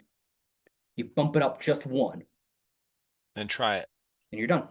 Oh, okay. That's it. That's So what you I'm saying. start It's out super high. easy. You start out high. Yep. Start high, lower the dwell Uh-huh. until you notice the FPS drop. And then go up and one. Then just bump it up bump it back up to where it's at the peak FPS. Yeah. But you're not overdwelling it. Yeah. Oh, that's a good, okay. Simple. Yeah, it's super simple, but so many people that have HPA, it's just a niche thing that. Yeah, a tiny thing, that a little detail that maybe they don't know about. Now, mechanical engines are, to my knowledge, I don't mess with a whole lot of mechanical just because I have the MTW and everything else is drop-in. So mechanicals, I've had a Kythera once. I wasn't a fan. Oh yeah, that's right. Kythera's mechanical. Right. So Yeah, for those, as far as I'm aware, nobody has a mechanical engine that has a dwell. It's all set by the PSI. So however much PSI you have on it, it has a set just. So those are super easy. You don't have to worry about dwell. But for the electrical ones, if you want to get really fine tuning, or if you notice you're burning through a lot more air than you should, double check Definitely, check it. Yeah, the guy I had on recently, well, it hasn't come out yet. He was talking about the dwell on his HPA. Okay, that's interesting. Yeah, I never knew how to set that because the only HPA I've put my hands on are Kytheras that we built. That we built here. Yep. So yeah. Wolverine did a really good video on setting the dwell on their system. Yeah. Polar Stars is a little different because the Wolverine's is really laid out and it's very basic of like dwell, RPS, like it's very clearly known or labeled. Polar Stars, depending on the engine, you might have to look up the chart to figure out what the pop dwell. The Polar Stars, for depending on the engine, you can fine tune it a lot more than you can with the Inferno. Oh, okay.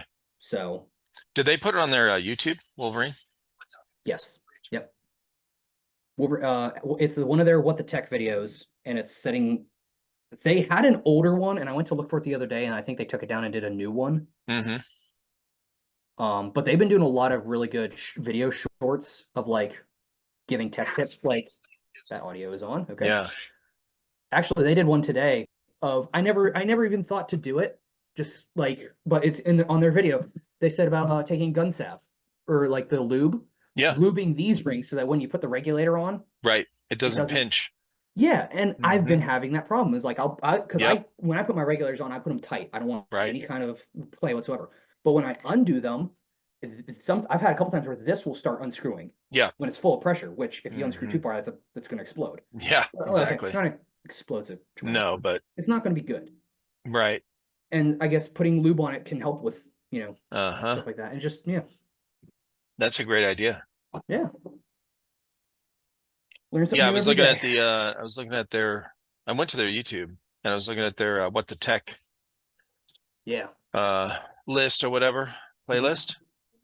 There should be one right towards the top that's dwell. Yep. How to set the dwell. Yep. I'm just going to pull it up for a second because I think it's something that a lot more people are getting into HPA. And you did a really good job of explaining it. And oh wait, let's see. There we go. Share sound. See, I do this all the time. There we go. So let's see. I'm guessing that you have one question on your mind, and that's how do I tune the dwell on my HPA Airsoft replica? Well, it's actually a lot easier than you might think. So we're going to go over tuning the dwell on our premium electronics on this episode of What the Tech. To ensure that you have the most super straightforward, all we're going to do is get started. It's worth noting I'm doing these steps on MTW, but if you're doing this on a drop-in kit AEG, it'll be the exact same steps. So to get started, I'll hold down both of the blue buttons on the FCU for about 5 to 10 seconds until it starts blinking. So with the switch on the side here, turn to the top where it says dwell on the sticker. Program it. We're going to go ahead and just turn that FCU. I'll tell you when it's over. Then I'll go ahead and save that by unplugging. This is a really good informational video. Look, they have the now things I'm come go up on the sides. Set the velocity of the gun before we tune the dwell. I'm going to go ahead and set it to about 1.2 joules.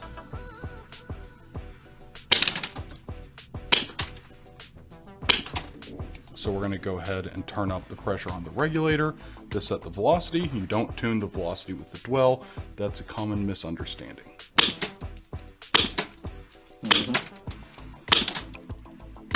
And it's still a little higher than I was shooting for. I could continue to turn down the regulator, but for the purpose of the video, that will be just fine. So now that we have the velocity where we want it, let's go ahead and tune the dwell. We're going to hold down both buttons on the FCU for about 5 to 10 seconds again, until all the lights start flashing. The way we're going to do this is just fire through the chronograph And as I fire, I'm going to start stepping the dwell down a little at a time using the button on the bottom to decrease how many lights are showing up on the side. And we're going to just keep doing this a little at a time. Right now, while I have the dwell set a little high, I'm going to go a little faster and just go about 2 or 3 steps at a time. Okay, so it's still the same. Still the same, yeah. But once I get it lower, I'll start going a little slower. What we're looking for is a drop in the joule rating of the gun or the FPS. And once that drops, we'll know that the gun is underdwelled. So as you can see, I had it set pretty high originally. That's really good efficiency. That's like super low. Right there. But also, the velocity is now just a little bit lower than it had been. So I know that I'm just a touch underdwelled on this, and I'm going to step this up just 1 step and see if that brings it back up to where it was. And it still seems a little bit lower, and I had gone 2 or 3 steps last time, so I'll bring it back up 1 more.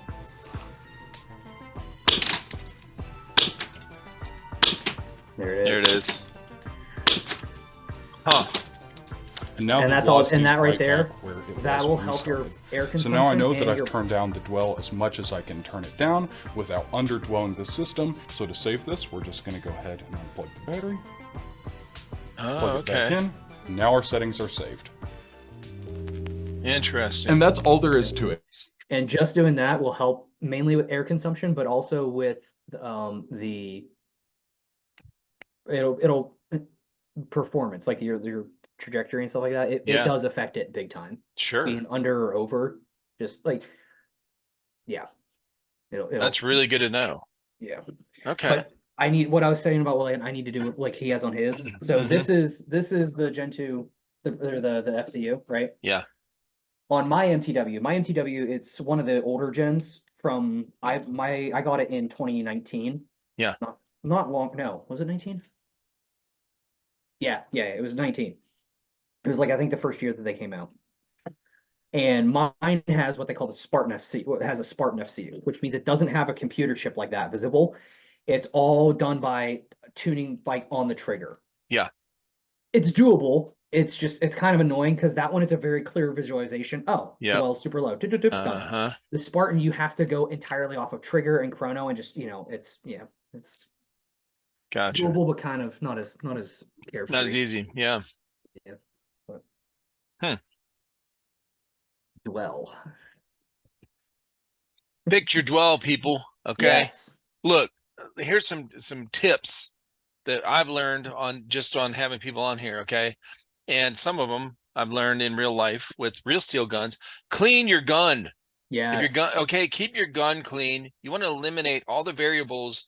Like your gun's shooting like shit. You're going, oh, this gun sucks. No, you suck because you didn't do it right. Okay. You gotta check your dwell. All right. If you got HPA, clean your stuff. Okay. Lube, clean the barrel. Like, take care of your stuff. All right. Those BBs you're shooting through there, they might be the most polished, great BBs in the world. They still have some dust on them. Okay.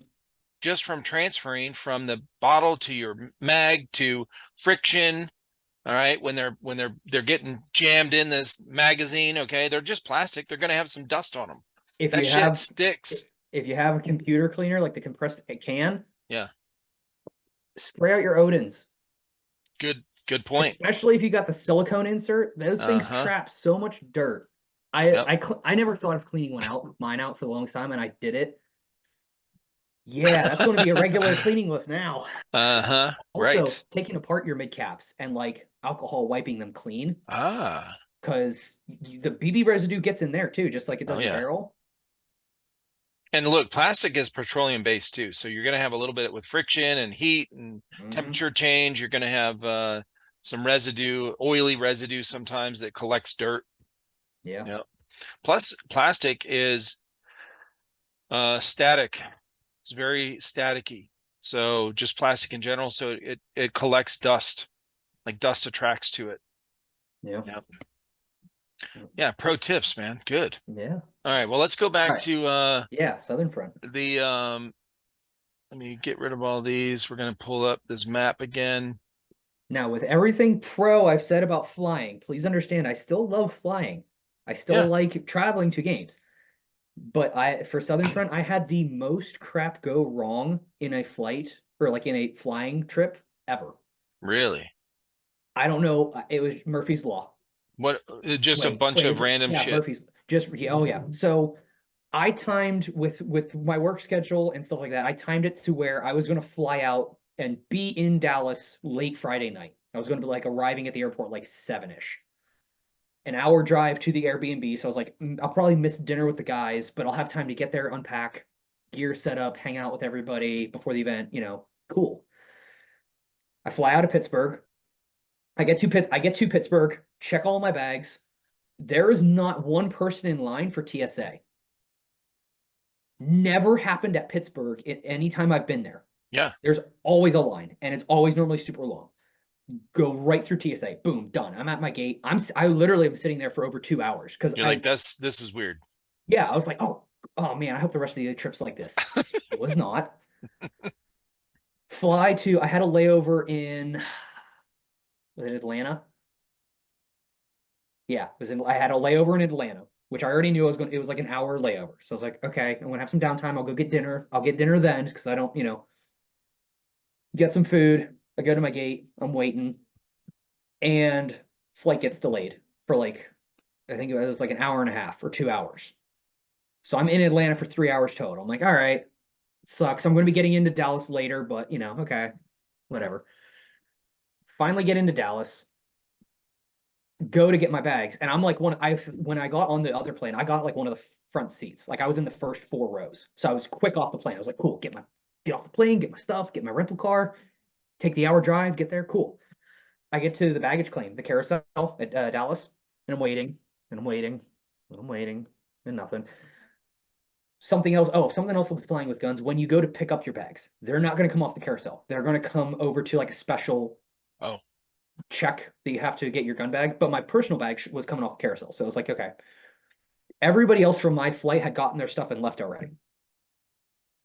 I'm sitting at the carousel for like 45 minutes and nothing's come off. And I'm looking at where the check thing was at to see like if my gun bag, because you can kind of see where some of the bags were. I was like, okay, my gun bag's not there. My personal bag's not there. The heck? I go up to them and I ask, I was like, hey, I was off this flight, yada, yada. My bags aren't here. And she's like, all right, 1 minute, let me look. Some lady collapsed in like on the other side of the terminal. So she had stopped, run over and help her. And so like, but anyway, that's not really a part of the point. Yeah, but still, it's like, right. Just a bunch of stuff kept happening. Yeah. Finally she comes back over. They had some EMTs over there, got the lady taken care of. This is while you're standing here asking her, and then she has to stop what she's looking or whatever and go help. Yeah, because she was like the head holy crap Southwest agent, I guess, there. And she didn't know what was happening. So she went over. The other lady that was there kind of like was helping me out, was kind of helping me look, but then she stopped and was looking over there like, oh, what's going on? And comes back. She pulls up I gave her my baggage tickets, like the little, because when you peel it off and you get one half, they get the other half. Right. I handed her that. She pulls it up and she goes, oh, your flight, it doesn't look like they got scanned in at Pittsburgh. Oh, I'm like, no. What?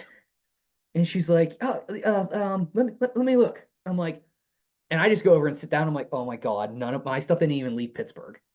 That's insane. And I was pissed because. And you had already gone from Pittsburgh. That's where you got on the plane. You went to Atlanta and now Dallas. Yeah, I'm in Dallas. Supposedly, according to their system, none of my stuff was on the plane out of Pittsburgh. Bro. And I'm like, how does that happen? I was 2 hours ahead of my flight. Like I get to the airport ridiculously early. Right. Because it annoys me seeing people. They're like, oh, my flight's in 5 minutes. Let me cut the line. It's like, I'm sorry. I hate those people. I do the same thing. I get to the airport really early.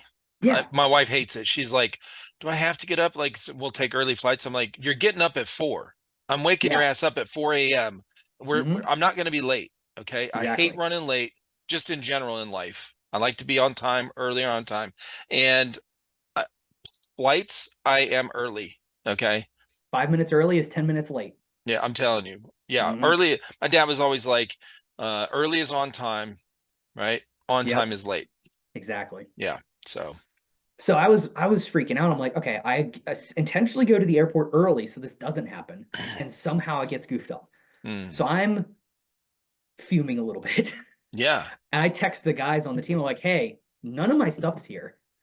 And they're like, oh crap, don't worry about it. Like, just take care of yourself. Like we have extra gear. Everybody was chiming in on like extra gear they had I could borrow. Yeah. Which is great. That was it did help like, calm me down. Sure. And then she kind of like flagged me back over. I went over and she's like, all right, so here's what happened. Your bags got checked onto the flight at Pittsburgh, and they went on to the Tampa flight. I was like, the Tampa flight? What? Apparently they sent my stuff to Tampa. And then from Tampa, they were going to send it to Dallas, but on her system, it never got scanned onto the plane at Tampa either. And I'm just like, so not only is it not in Pittsburgh where I could have a buddy go pick it up, it's in Florida. Like, oh my God. So then she was like, it's either it didn't get scanned on, but it could have still made it on the flight, and if it is, it'll be unloading here in like 20 minutes after already being here like an hour and a half. And I'm like, so it's now like 10 o'clock, I think it was. Okay.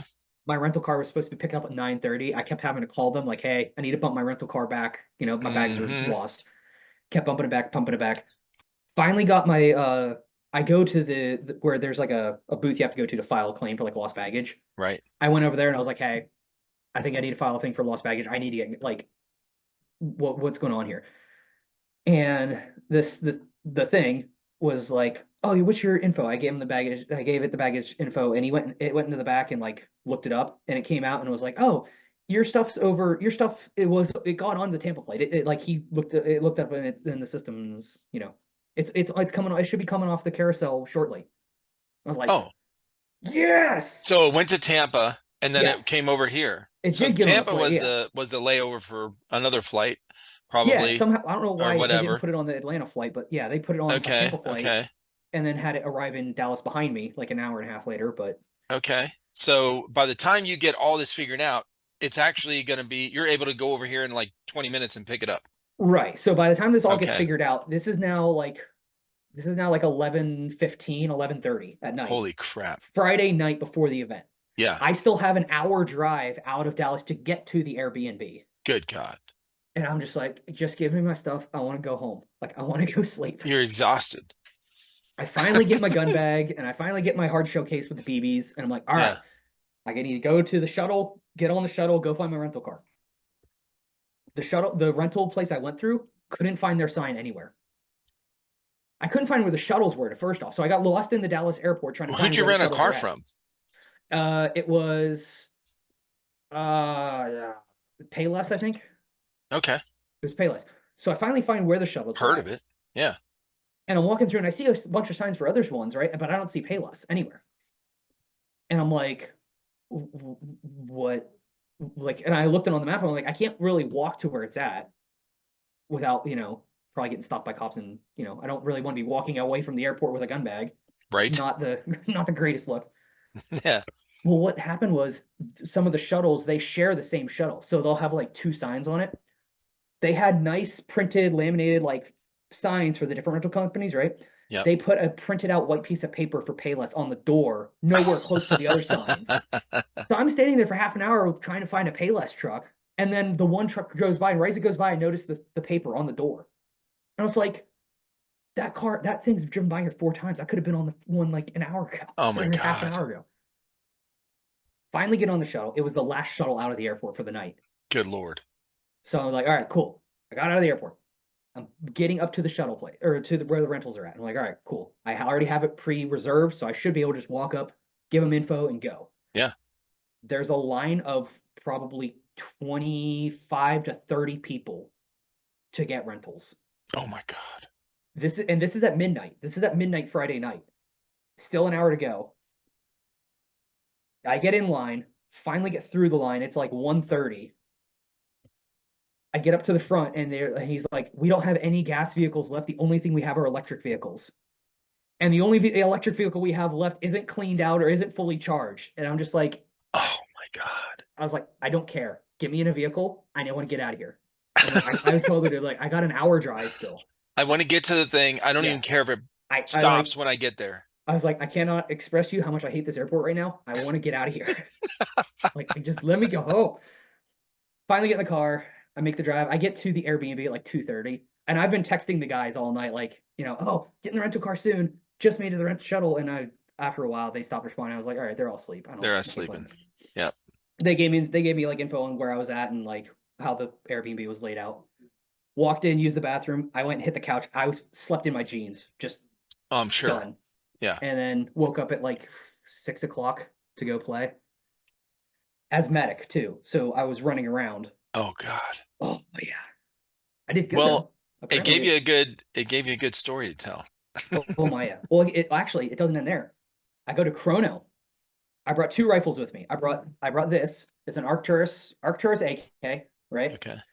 Long story behind this one, but so I brought this, and then I actually borrowed a buddy's M4 AEG because everything else I have that's fieldable is HPA. Yeah. And with running medic, I didn't want to have the air tank in line. Oh, okay. So I was like, you know what? I'm just gonna, AEG it all the way. Okay, gotcha. Go to Chrono, run this through. It's shooting super weak. Like field limits 1.5. This thing was at 1.1. Mm-hmm. That's not far above CQB limits. But it was shooting straight. So it's like I may not feel it, but at least it's going straight. Yeah. Plug the other one in, it won't even like cycle nothing.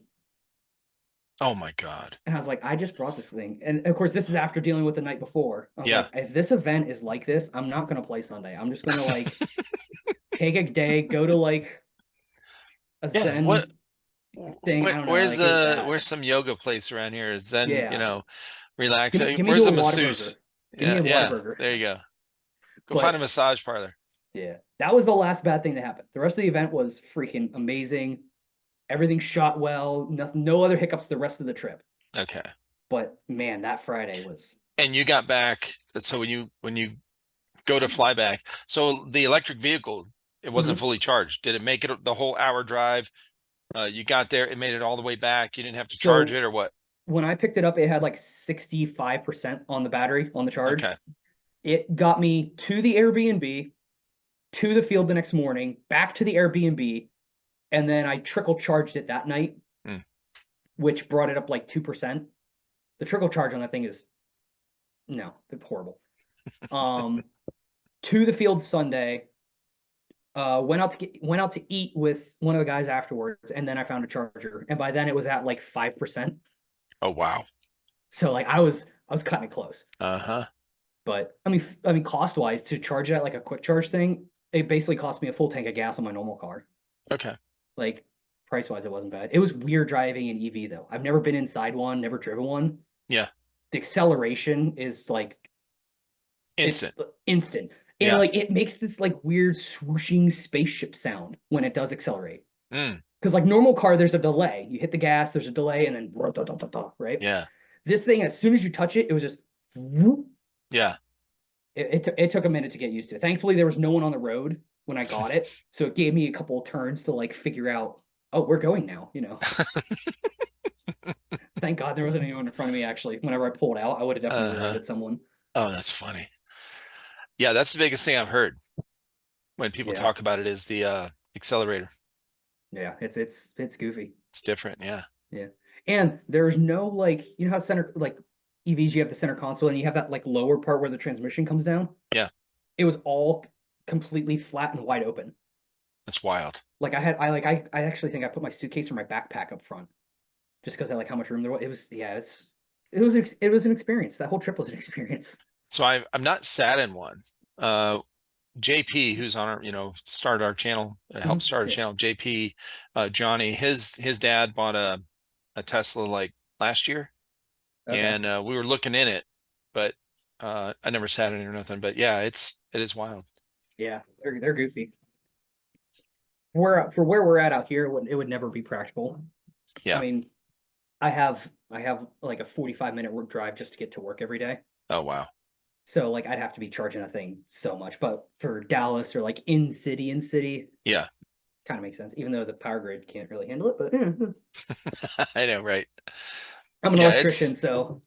Oh yeah, yeah, right. Yeah. Yeah, this stuff. Yeah, this where I'm at. most of my jobs have been within 20 miles.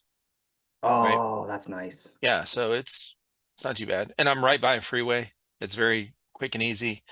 So I mean, not right by, like nice. I can't hear it, but I'm probably 2 miles from the freeway.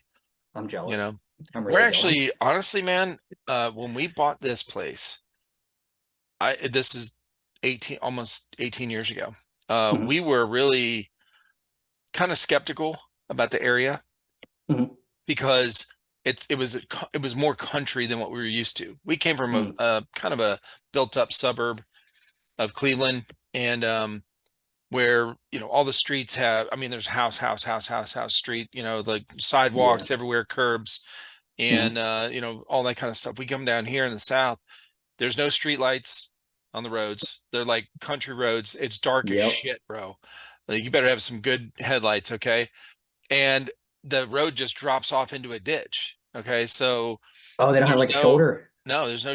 It's like a lot of the back roads. They don't even paint the line on the side where the shoulder is.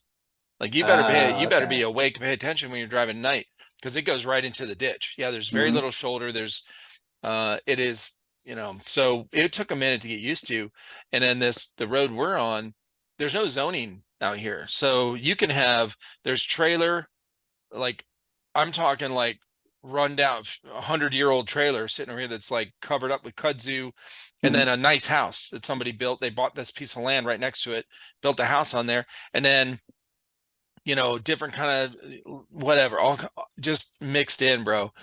And so now we love it, because where we're at is there's been a lot of stuff that's built up. A lot of people have moved here in the last, you know, almost 20 years, and a lot of stuff's built up, but our street is still quiet.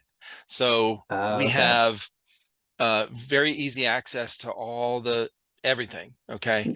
But when you come down our street, if you were, you know, if you came here to visit, and we sit on the front, we have a built on front porch that concrete's covered, you know, and we sit out there in chairs or whatever. It is quiet on our street. Like, it's so quiet. It's really peaceful. And you're going to hear some guns going off, because people go out in their backyard and shoot, you know, target practice, and or they're sighting in a scope or something. But it's quiet, man. So we love it. We're really close to things, but we don't have to drive far to get to, you know, all that stuff, and it's quiet. So it makes it worthwhile. It really does. Yeah. But yeah, most of my jobs have been, I could probably use an electric car here, honestly, where like driving around. Yeah. Nice. I don't know if I want one. I'm jealous of how close you are to the interstate, because it takes me about half an hour just to get to the interstate. Oh, wow. Yeah. We technically have a highway running like not far from us, but it's a 2-lane, or it's one each direction. Yeah. And it's a 2-lane major road. Yeah. We have a lot of those as well. There's a lot of country roads that were old highways, and the good thing about them is, because they built up all the, you know, 385 is down here, 85 that runs through, those are major freeways. Most people use that, so all the traffic goes to those. And these back country roads that are old freeways, bro, they're 55, you're going through woods, everyone's trucking, man, like, and there's hardly any traffic. It's great. Yeah. Is it one of those, it's 55 air quotes? Yes, air quotes 55. Nobody drives 55. Yeah. And there's no cops out there to patrol them. Nobody cares. Yeah.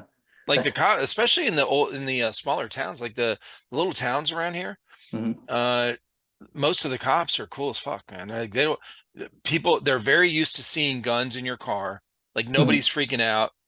It is, when they come up to you, they're very relaxed. Hey, how you doing, man? You know, do you have any weapons in the car? Yeah, I got my shotgun back here, you know, like, okay. Like, that's it. You don't have to, nobody's searching your car. Nobody's talking about where's the ammo and, you know, nothing, bro. Like, everyone's cool as fuck. I love that. I love that. It's very, well, especially coming from Cleveland. That's quite a big change. It really is. It really is. Even back as far back as that was, you know, almost 20 years ago, it was the restrictions, and it was just very difficult to do anything that I want to teach my kids how to do, like survival stuff, how to make a fire, how to, you know, shoot, how to, whatever. It's like even pellet guns, BB guns, whatever, up there was, everything was so restricted. And your neighbors are freaking nosy, okay? Like, dude, Yeah. they call the Yeah. police or fire department on every little thing. Like, good Lord. Go watch your soap opera, woman, okay? Yeah. Perks of being back in a small town though, you don't have to deal with it as much. There's still those people, but Yeah. they're Well, not so the as difference is like our street, our neighbors are not close. they're Like spread out there's, though. Okay. oh, it's spread out. Yeah, it's spread Nice. out. So, I mean, it's not like really far, but it's far enough to where, and not only that, but anyone new that comes in to the Mhm. neighborhood, like on our street, like the guy moved in next door, him and his girlfriend and his girlfriend's mom, and this black dude.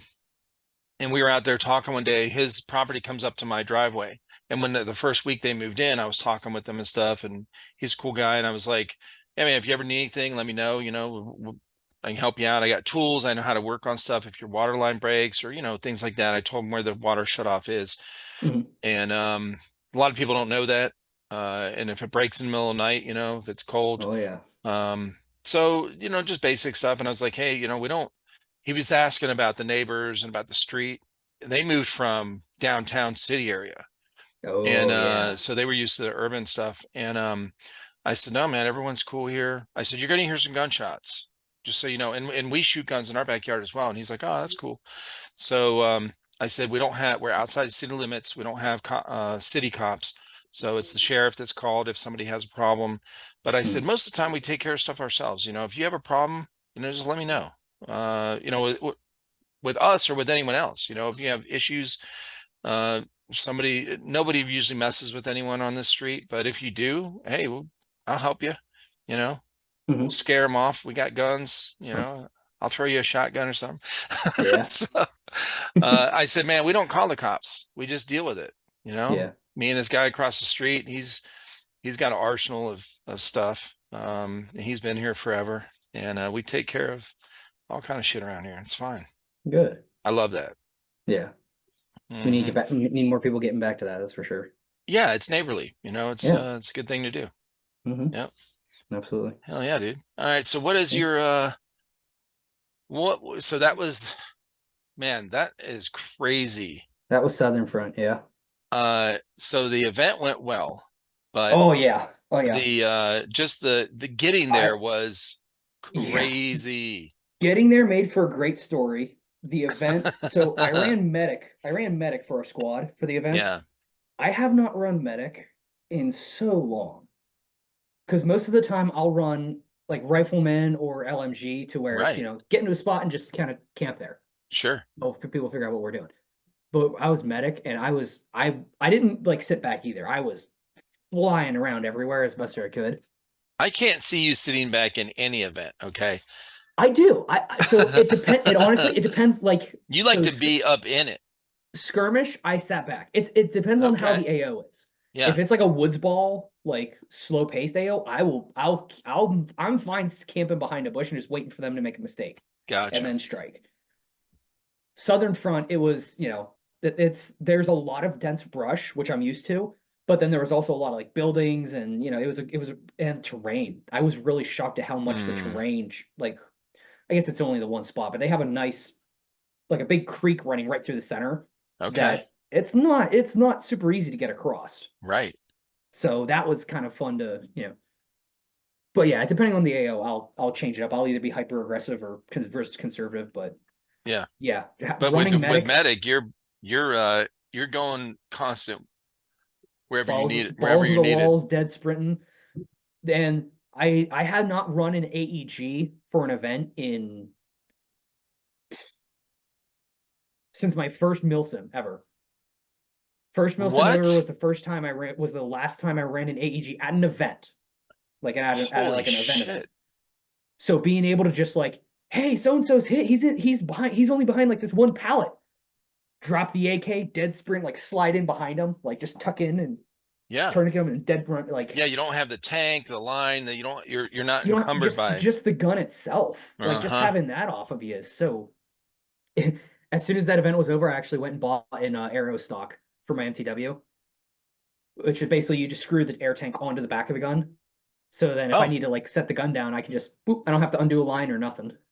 Yeah, dude, for real. I think we talked, not me and you, but I've talked about this before. Chris built one. We never did the video on it, but my son built one before I started doing the podcast.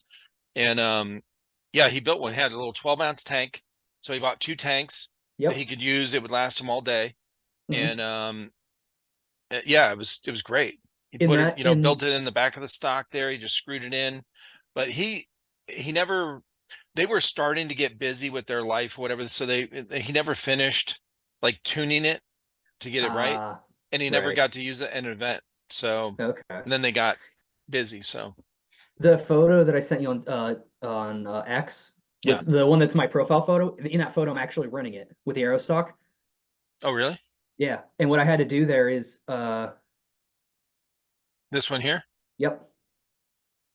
It's hard to see in that photo, but actually right in that photo, if you look in my left arm, the one that's not holding the gun, right in my armpit there's another air tank. Oh yeah, I see it. Because I carried my second one on me because I'm like, if this thing dies, I need to have something on me that I can like swap out the air tanks with. Right. But yeah, that's cool, man. I've been posting a lot more than I normally do, and it's purely because I'm also on Airsoft C3. Oh, dude. And there are so many bots on Airsoft C3. It pisses me off. Oh, there is? Oh, there's so many bots. It's just all like spam accounts. So anytime I see someone post on there, like of a spam bot, I'll just post something just to cover them up so it's not instantly bots whenever you look on Airsoft C3. Whoops. C3. Yeah. Yeah, dude, I went to their website a while ago. I mean, this is a while ago. Yeah. There's still some people active on there. It's nowhere near as big as it was like way back in the day. Yeah. But yeah, there's what I liked about it was this front page, this map. Yeah. Is amazing. I know someone close to home here that has recently tried to get in touch with the owners of C3. I reached out to him too. Yeah. To see if they would sell it. And let some, because it doesn't look like they're doing anything No, there's no activity. Yeah. Right. So I have a buddy that wanted to buy it and like revitalize it, build an app for it. Yeah. Because I mean, look at that they already have such a good base built there, like a core of like a product. Right. It literally just needs some spit and polish, and people who are sick of Instagram and Zuckerberg and all the other social media. We could use this. Exactly. Yep. And we could also kick out all the stupid bots. Ugh. Yeah, right. Sorry, I don't. No, it's cool, man. That's some of the ads, like a PTS puts ads on there. Which cool, I love PTS. But all these other ones are like, they're not even remote. Some of the ads on there, they're not even remotely related to Airsoft. Yeah. At all. And it's just like, come on, know your demographic. Yeah, true. But 3,000 teams? Yeah, look at that. Holy cow. Yeah. Unfortunately, I'm pretty sure. Oh, there it goes. Okay. Who's the one in the dead center PA?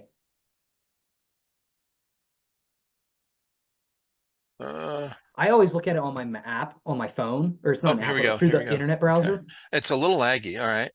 Eagle Precision Ammo and U2A Urban Second Amendment, New Kensington, and the other one doesn't say where it's at. That other one's probably Pittsburgh, the one in Pittsburgh. So the site is running slow. It's definitely bogged down by something. Yeah. I mean, really slow. Wow. Okay. A few months ago. Ooh. So somebody did. I'm gonna have to look these guys. Let's look that up. So somebody is doing something on the site. Welcome to Op Showdown. Ambush. Oh, somebody's doing an event in Ambush? June 29th, 2024. Balls. I can't. What's wrong? I already have something. I know that date's saved in my head. I got something going on that weekend. Okay. What do you got going on? Airsoft? No, that is family stuff. Yeah, gotcha. That's the weekend before the 4th. We got yeah, it is. No, that's the weekend of the 4th. Yeah, that's the weekend of the 4th. Yeah, that's actually, is that the party? So this would be what, Saturday? Yeah. No, that'd be Sunday. Prizes and raffles, multi-game guarantee. Let's see. If only I had a calendar. Hilltop right Drive, here. Conestoga. Oh, that is Saturday. Okay. Yeah. June oh 29th. yeah, because there's Yeah, we have a party the following weekend that we're hosting at our place, so I need to. Nice. Plus, my airsofting is pretty well booked out for the rest of not quite the rest of the year, but like for the next 3-4 months. Right. So next month I'm doing, or not the next month, but my next one is going back to the Rock, the quarry out in Missouri. Yep. And then July I want to keep that one under the hat. Actually, I got something going on. Oh, okay. It's cool. It's really, really cool stuff. Hey, look how this is broke down with Pennsylvania. Yep, that's what I'm saying. They have such a good base on their website. It just needs. Let's see if we can find you on here. Oh boy. Actually, if you can go to posts from people in that state, I guarantee you'll find me. Oh, it's alphabetical? Okay, I should be right. I should be there. Oh, actually, did I put Zeb or is it Balrog Zeb? Let's find out. I don't see remember. If there's a. That's actually a good question. I don't remember which one I put for my username. It says it's 1800 and almost 1900. Okay, there's the B's. BA. Nope. Oh, dang. Okay, so it must be just under Zeb. I'm curious how many other Z's there are. Normally I'm at the bottom of the. Oh wow, there's a lot of Z's. Look at that. Quite a few. Whoa. Holy cow. You're not even on here, bro. What? You're not even on here, bro. Oh, I didn't turn my location on for that. Oh, gotcha. I think that's what. Yeah, I didn't put my exact location on there because I didn't. Yeah. I mean, this is kind of cool the way you have it set up, though. Look at this. That's this thing is very useful. The big open spot right in the bottom center of the map. What, here? Yeah, right about there is where I'm at. Oh, okay. Yeah. Nice. That's pretty cool. Yeah, that's what I'm saying. Like, if they could get that website in app form, or just clean up the website, I really think they could get a lot of people that are sick of all the censorship and stuff to jump onto it. Yeah. Team of Eaters is on there. Oh wow. I know those guys. The bottom of the list there. I know those guys. Of Edders? Yeah. Oh, Edders, yeah. Is that what it's called? Edders? Yeah, it's Edders. I read too fast. My brain just says that. That's funny. Yep. Oh yeah. There you are right there. Balrog Brigade, bro. No, that's the old team page. Is it? Yeah, so that's actually how I got my call sign. We had a team. Our team was Balrog. That's actually where the hat came from. We only had like 2 of these hats made. Uh-huh. And when we had the team, it was Balrog and then whatever number you are. But when we went to a field and there was a couple of us, they would just, if they were trying to get a hold of one of us, they'd just say Balrog. So we'd all, turn. Yeah. And then whenever I left the team, it still stuck. Oh yeah. And it just, But then I've actually been putting a lot of thought into that recently. I'm thinking about just ditching the call sign altogether because the whole point of a call sign, at least when I first started playing, the point of a call sign was like if you have someone that has a normal name. Yeah. You have 3 Johns on your team. You don't want to call John. Exactly. If I'm at an event and I yell, "Hey Matt," I'm gonna have 4 guys turn like, "Huh?"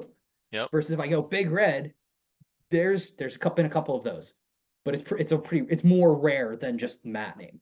Right. And I got thinking about it, I'm like, I have never in my life met somebody else named Zeb. Me neither.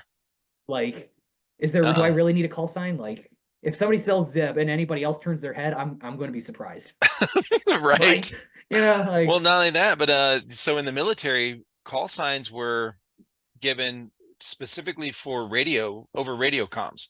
Right. So because you're not there with the person, you need to know who's chiming in. And and it's you're not like, hey, it's Eric. Hey, command, it's Eric. I'm out here. Like, who the fuck is this? Okay. Exactly. How many Erics are in the platoon? Right. Like a battalion of 1,000 dudes or whatever. Like, bro. We had a running joke on the Discord. So the PA Discord back when it first started, we had so many people named Joe in there that we actually made a team. So like in the Discord when I first set it up, it was every team. If you reached out to me, I would get you set up with like a team role, like a role for your team, and you could like customize the color so like all your guys would pop up on the chats. Yep. We had so many people named Joe that we literally said army of Joes. And dude, there was, I think at one point we had it up to like 7 guys out of, well, yeah, it was. That's awesome. Saying it out loud doesn't sound like a lot, but for the Discord we had, it felt like a lot. Well, yeah, it is. It is when you're trying to communicate with people and you're, Joe. Yeah. How many Joes? Oh my God. Okay. Yep. Yep. That's funny. So you said you got one event you're not telling us. Okay. Yep. And then after that, I'm finally gonna go to Lion Claws. Okay. I've known of Lion Claws since like I first started playing. They were like the cool guys. Yeah. And I've never made it to a game there. They used to host I thought you had. Okay. No, I've never played Lion Claws. They do a lot of California, but the ones they do on the East Coast, it's always been like a scheduling thing, or it's just too far to drive. Right. So I finally got it cleared out. I was like, looking at the map, I was like, I need to cross states off. And I got a buddy, Cutthroat. I think actually, I know Cutthroat. Yeah, Cutthroat. Yeah. I did have him on here. Shout out Cutthroat. Oh yeah. He's I think he's a Navy vet, right? Yep, Navy. CBs. He lives like 2 hours from me over in Pittsburgh. Okay. So I'm linking up. I'm actually meeting up with him Sunday. But we're gonna be going down to Thunderdome, the event they have in the mall. Right. So that'll get north or one of the Carolinas marked off, plus Lion Claws. So I was like, that needs to happen. And that's then cool. the fall, what is it called? The event with Matty Mo up in New England in the October or whatever it is. And then after that, I'm going to stop because I've been putting a lot of weekends into Airsoft, so I need to spend some house time. Right. I need to spend some wife time. So I was going to say, how's your when you go to all these like this? And it's not just going. There's a lot that goes into the planning and so leading up to it and all that kind of stuff, like time and energy and money. Well, speaking of going like crossing off stuff off the map, this is now let me preface this. This is my podcast map. This is where people, the guests that I've had on from the United States, this is the states that they are from. Okay. So I want to get this whole map filled in. So I need to find somebody from New Mexico, Wyoming, Montana, Idaho, North and South Dakota, Iowa, Kentucky, Mississippi, Louisiana, Arkansas, and Oklahoma. And then what is that? Maine, Vermont. I got one for Kentucky for you. Really? I do. That would be awesome. And he's also very heavy into the like gear side of stuff. Yeah. Like I'll hit him up and see if it's something he'd be interested in doing. That'd be awesome. I'll try to get you two in touch. He currently works for TRX Arms. Oh, nice. Okay. So I have a feeling he'd be willing to do something like that. Dude, that's awesome. You're talking about Lucas? No. I don't know Lucas. He's too cool for me. No, not Lucas. I'm saying he works for that company. Yes, he works for them, That's the company you're talking about. Yeah. Yep. Okay. He was one of my buddies out in Colorado. Nice. That he moved out there. He got a job, but yeah, it's actually he's the one that I don't think I said it's. We go way back. I'll just leave it at that. Okay. Nice. Yeah.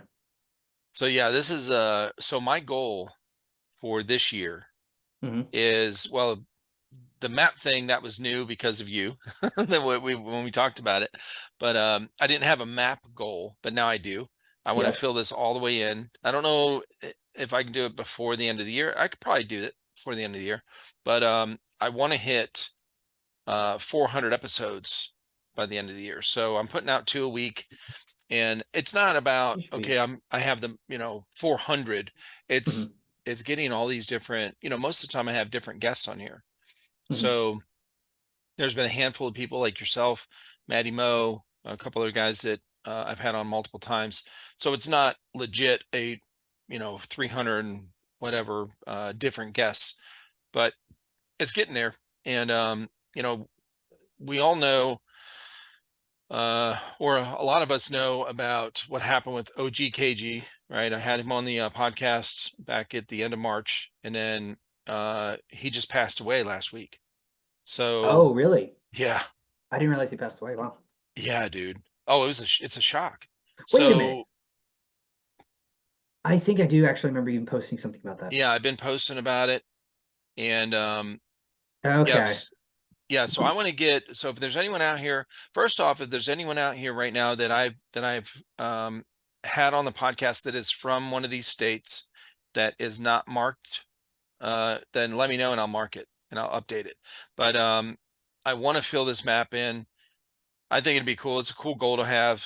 And yeah, so OG and I, we did that podcast. He got into the airsoft industry got into the hobby like not even 6 months ago, and started his Instagram.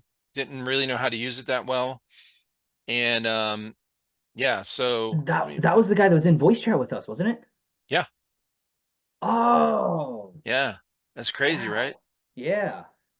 So I'm gonna bring his. He was in voice chat whenever you brought up the idea about doing the maps that we've played, the states you've played in. Yeah. Yeah. Okay. Yeah, he joined. Oh no. Oh, I'm sorry. No.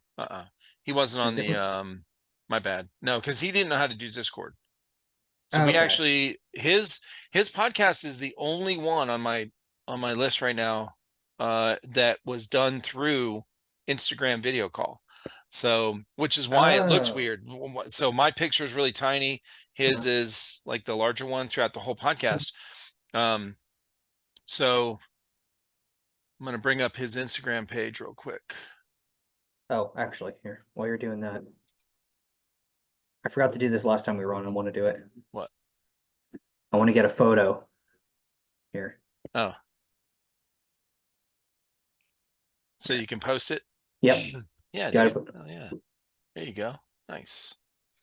Because I saw you do that one. I saw you do that. I forget who it was with, but somebody else did it, and I was like, "Oh, that's a good idea." Right. That's a good idea. Some other people have done it. Yeah. So this is OG's Instagram, and his wife has already posted, publicly on her Instagram about officially kind of what happened or whatever. He had a massive heart attack, and he was actually on the phone. So this was last Wednesday, not yesterday, but a week ago. He was on the phone. It was in the evening. He was on the phone with Houdini. If you guys don't know, I've had Houdini on more than once. He's out in Tennessee, speed software out there, and he builds a bunch of high kappas and stuff. And he was, they have been talking a lot, like on the, every couple days or whatever, every day. And so they would be on speakerphone talking to each other while they're doing something, working on a gun or, talking about an event or whatever. And that's what he was doing, something like that. And Houdini heard like him fall basically. And then it went quiet and he was like, "Hey, what's up? What do you?" And so the one of the younger guys that played with OG and showed him one of the, like, they met at the local field here in South Carolina. They live out by Myrtle Beach. He went over to his house because he lives close to him, and the coroner was there, and he talked to his wife, and the wife came out and said, "Yeah, he just passed away." So it was shock, dude, crazy. But OG he was the one that was doing all the stuff with the posting about the patches and that kind of thing. And this is him right here going into, he bought this big HK Army bag to carry all his airsoft stuff in. He was in the he was an Army Ranger for over 20 years, retired Army, Special Forces, badass dude. The dude was a bodybuilder. He was in like bodybuilder shape. I'll show you some of the pictures he's got here. That is the guy that was on with us. Was it? He was on Instagram then. Oh, when you did the Instagram live. And yeah, when I did the Instagram. Join to see. Yeah, that's okay. I was gonna say I do recognize him from. Yeah. From like. He did join. Yeah, that's right. He joined us in the Instagram live. That's right. Wow. Yeah. So I mean, this dude's a beast. Okay. Really good dude. Stood for, you know, good character, honor. Like he loved the airsoft community, and he loved like this. Like he met this young kid at the field, right? He was all about giving out, just like what y'all do, right?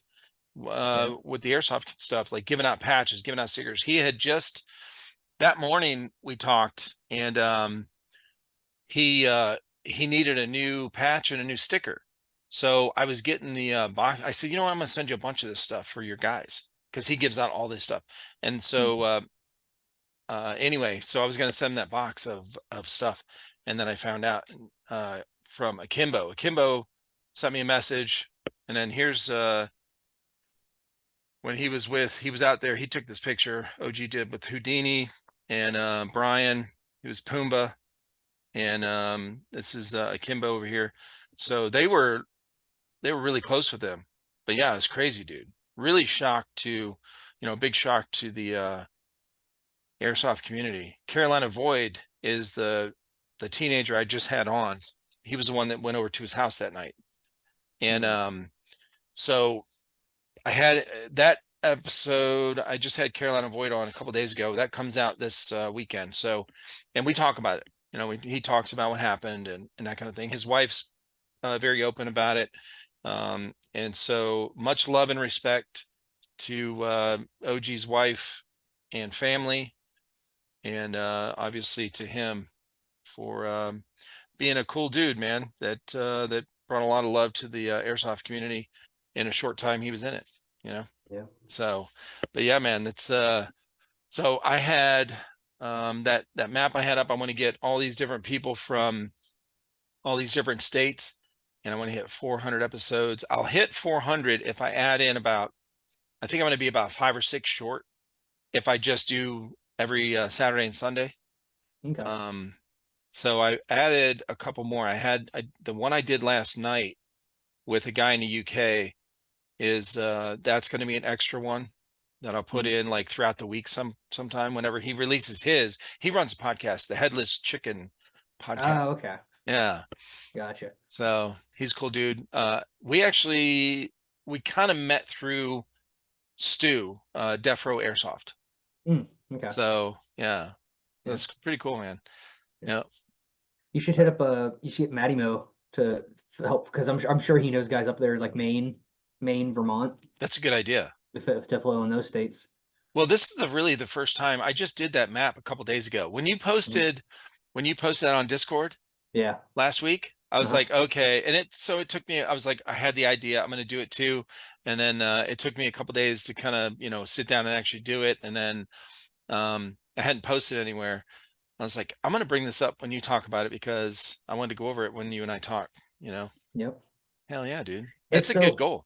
It honestly is. I'm glad you gave it the idea for it, because like if you don't think about it, it's very easy to just, you know, oh, I'm going back to the field. I'm going back to the field, you know. And you think about it, you're like, there is so much more to experience in airsoft than just the same AOs over and over again. It's like, I know quite a few people that they only want to do the local event host and like the open plays, and that's it. They don't want to go out of state, or they don't want to go anywhere that they're not like the big dogs. And it's like, cool. Like, I'm going to go play in Texas. I'm playing up in New York. I want to. I could play in abandoned prisons and rock quarries. Like, dude, that's cool so cool, man. Like, it is cool. Definitely. Paying for flights is about to get really rough, because this summer this like end of winter, spring, most of the airlines like started cranking up their prices. Really? Yeah, because I was going to fly out. I was this close to going to the Colorado event again this year. Oh. And I sat down and crunched the numbers, and I was like, it's sorry, my phone went off.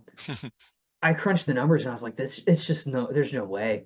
Like, a ticket, just flights alone, I was looking at like 400 to 450. Yeah. On top of the probably like $200 ticket. So the plane flight, the airline flight was 400? 400, yeah. Oof. Now that's covering both ways, but I'm like, yeah, still 400 for travel, 200 for event ticket. Yeah. The equipment I would need to get out there, like food, BBs, all that stuff. Like you're looking at 700-ish. Yeah. Easily by the time it's all said and done. What do you use when you plan these flights? What you know how there's all these different price line, and what do you go through? I only use Southwest. Okay, so let's go to Southwest. Purely due to the 2 free bags. Because okay. You get 2 free checked bags as well as 2 carry-ons. So if you're really methodical about it, you could fly with just the cost of the ticket and not have to pay anything extra for luggage. You know what? I forgot.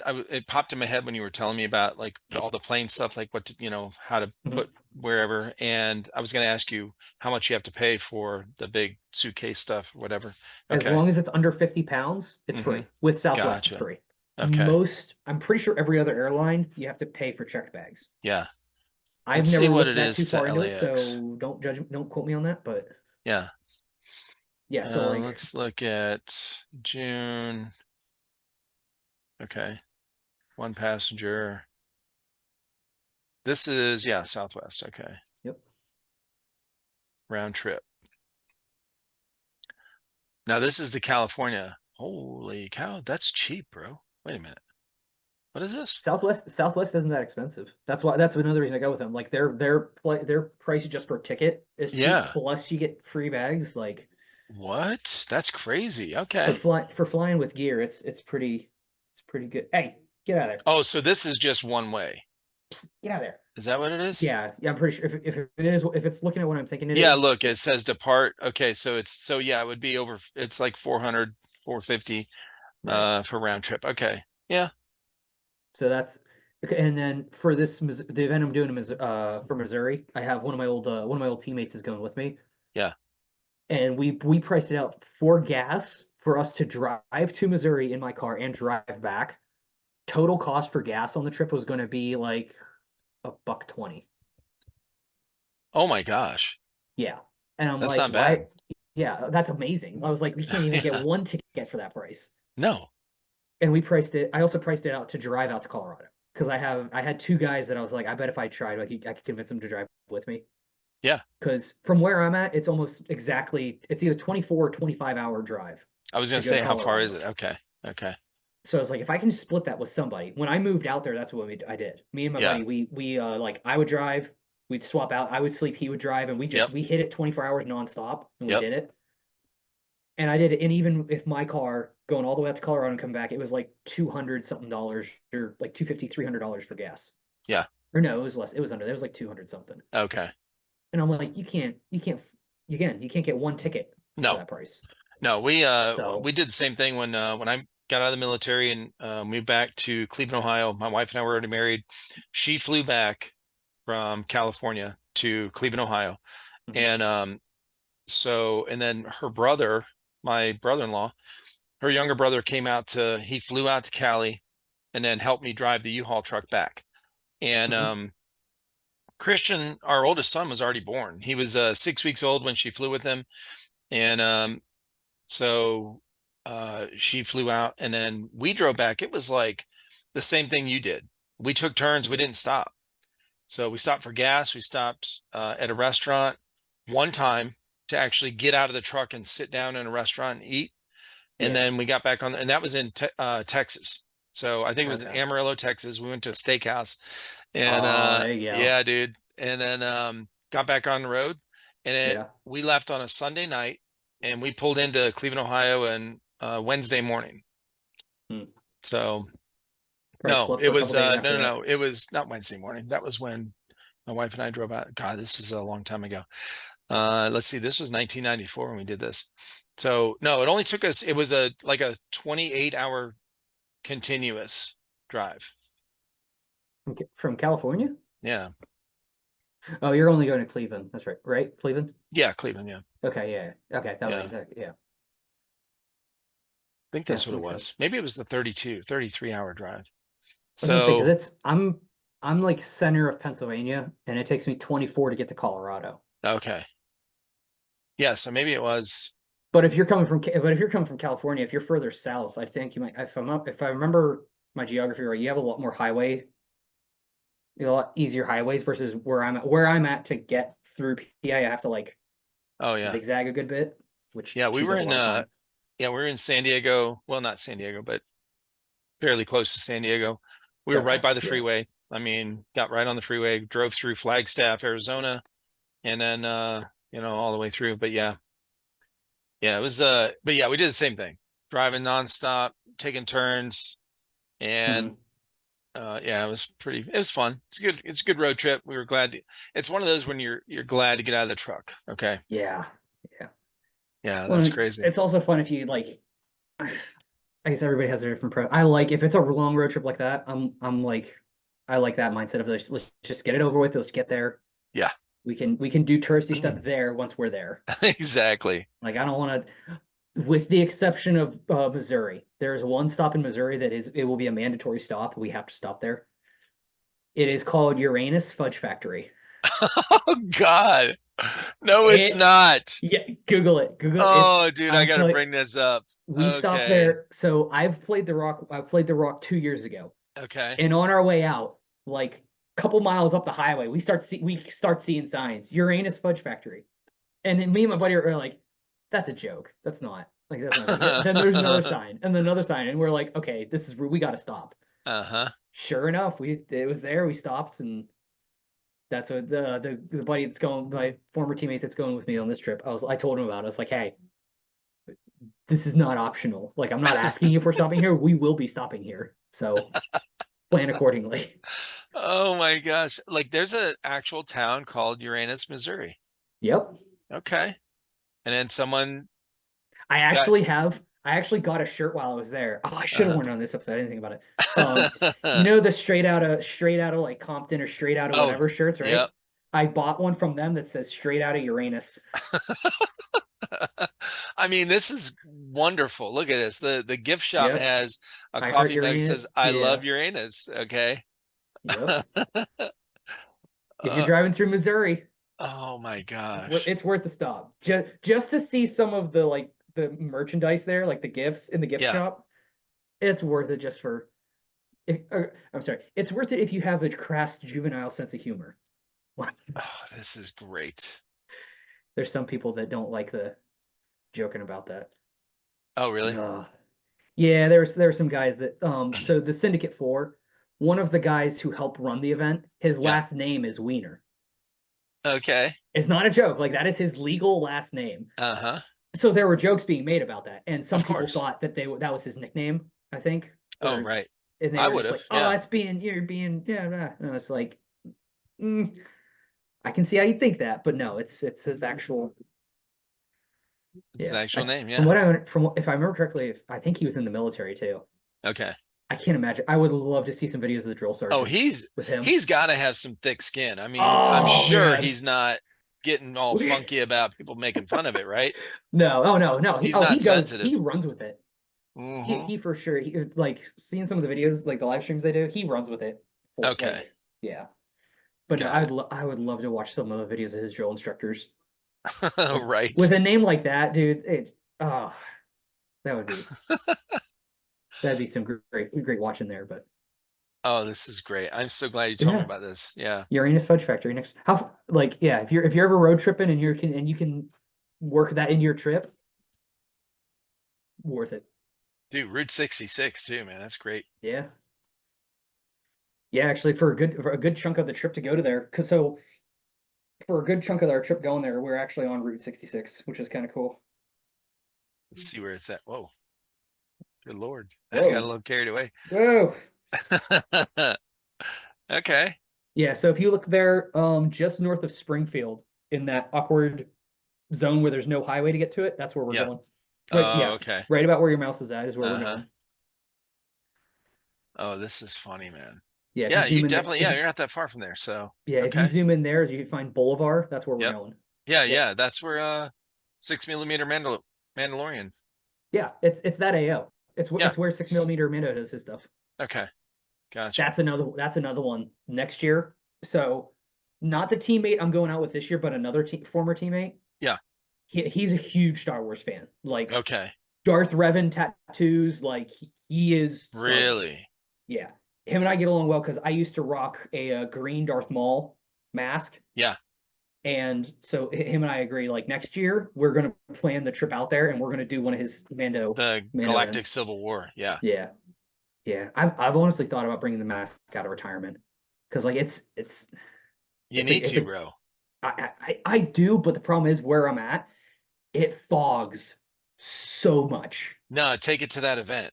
Yeah, only use it for the event. Only use it for that special event. Yeah, for the event. No, I'm talking like just normal events. Oh, I thought about unretiring it just because okay. That was such a it's a how do we got time? I'll bust it out and throw it on real quick. Dude, I got time. I got all night. What are you talking about? It hasn't been worn in a while.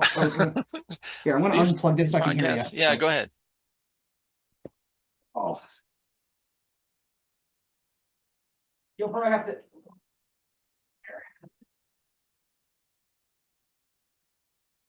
Oh boy.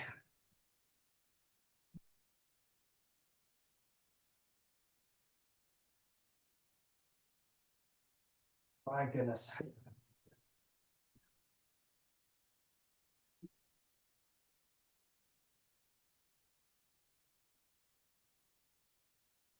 The amount of times I got shot in the face wearing this. Dun da da da. I love it. But yeah, that's. Did you make that yourself? That's it, and I had. Yeah. Dude, that's awesome. I throw these back one second. I can't really hear what you're saying, so let me throw these back on. Gotcha. Yeah. Okay. I'd say that looks awesome. Did you make it? So I made the horns for it, and I paid somebody to paint it because I'm nowhere near that good of an artist. I can draw a really cool stick figure, and that's the extent of my artistry. But no, yeah, it's been. Yeah, yeah, hold it up. Let me see again. Oh yeah, sorry. That's awesome, dude. Yeah, I had. It's gone through two versions. The first version looked horrible, and then one of the guys that I knew out in Colorado, I had him paint it like this. Okay. And this is what I used to wear in my YouTube days. This was Oh, okay. This was my thing. I can imagine that would fog up so bad, dude. Oh, dude, well, like, so I didn't have an X-Fog then either, or Novich didn't have it. Back then, Novich didn't have his thing. X-Fog was newer still, so like, it wasn't like it existed, but you know, for what I had, it didn't work. But yeah, if I did it now, I think X-Fogs is doing, like, they're also doing the magnet clips that Novich did on his, right? Yeah, that's what I'd want to do on this, because like these are just Falcon Sierras. They're like the lowest profile goggle that actually could flex to form with the mask, because it's a rather narrow cut. Yeah. So like the Falcon Tangos that I wear now, it's too wide. Yep. So I had to find like super low profile, but there's no breathability at all in them. So, yeah, I was gonna go all out and like get it X-fogged and stuff like that, and then I found baseball caps and mesh, and I was like, this is so comfortable. I'm just gonna rock this. Right. Yeah. Well, go into your your wall back there, your patch wall. Yeah, pretty empty since last time, huh? I was gonna say, yeah, what happened? So I am in the process of moving it because I don't know if I posted the photo in the Trifecta Discord. I kind of ran out of room. Did you? Yeah, it's a like a 6x5, 6x10 wall. Right. And now there's a solid chunk on the bottom that's not patch wall. Okay. Because it's OSB. Yeah. But the rest of it was almost full. And we had a party a while ago, and somebody recommended putting it on the ceiling because there's so much more square footage, and it would keep it out of the way. And I was like, yeah. So I got the ceiling torn out up above here. Okay. I got it back down to studs. So that is, I have the material there. I'm waiting for my buddy to come over this weekend to give me a hand stapling it up because it's that lighting is not helping. Oh. Yeah, it looks good. Yeah. Yeah, I'm looking on your Insta or on your on the Discord right now. I posted it in the PA Discord. I don't know if I put it in Trifecta or not. Yeah. But yeah, all my patches are in a nice little Rubbermaid tote over there. And then what I'm going to do with this is the patches that are currently up here are my doubles. So like I have 2 of those. Yeah. So the one thing, a valuable lesson I learned from this last Colorado event, don't wear a patch onto the field if it's the only copy you have, if it's the only version of that patch you can get. Mm.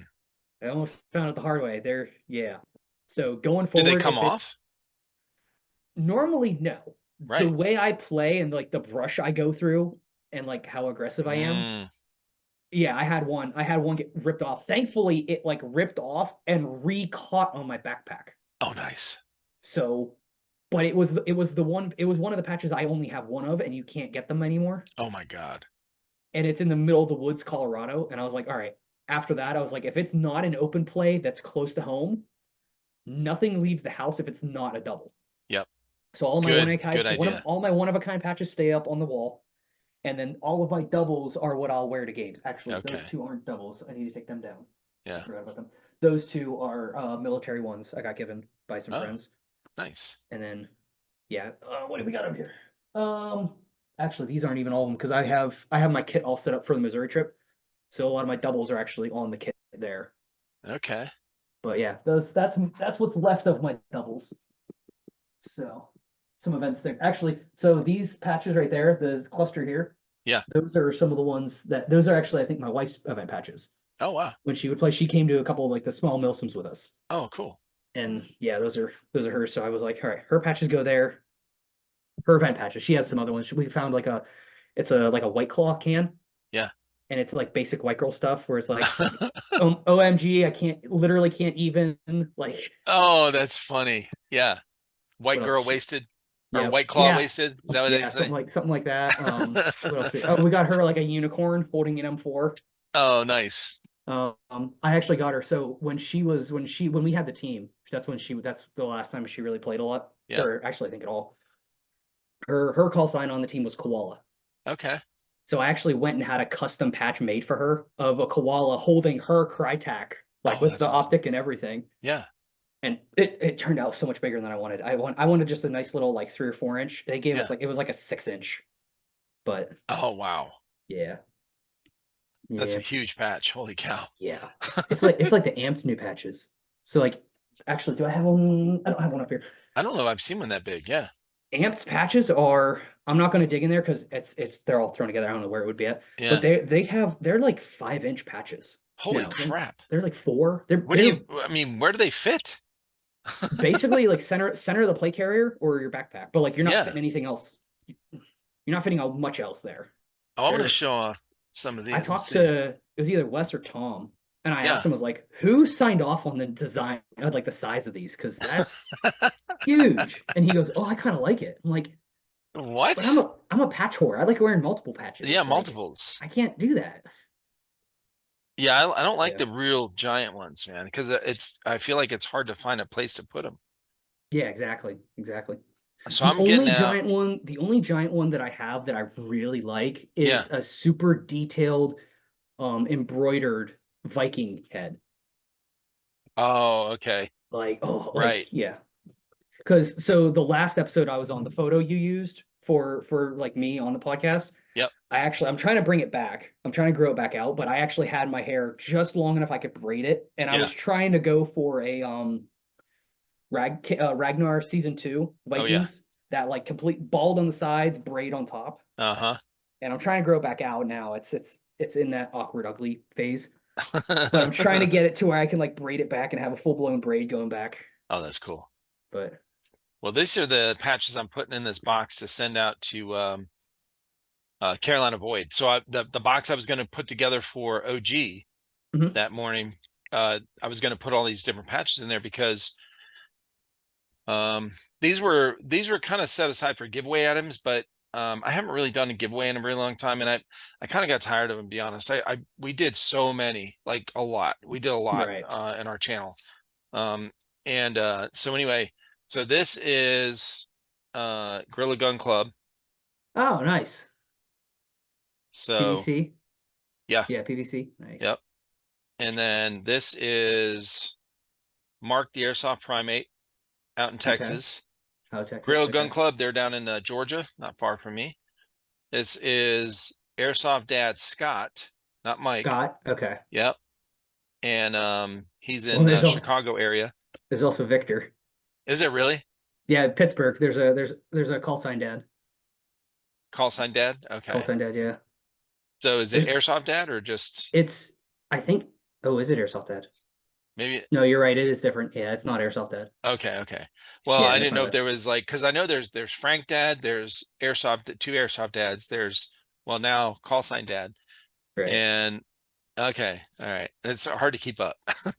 See, this is why we need names. You need names, and then like I know. There needs to be, see, Airsoft C3 could come in handy. Somebody already has the call sign. That's like, true. Okay, you know. Yep. Or like Pittsburgh Dad, you know. Yeah, right. Yeah, true. What's, all right, this one's Cutter. Ooh, I like that. Yeah, that's pretty cool. He builds he does some nice builds. And I don't know, do you know what this is?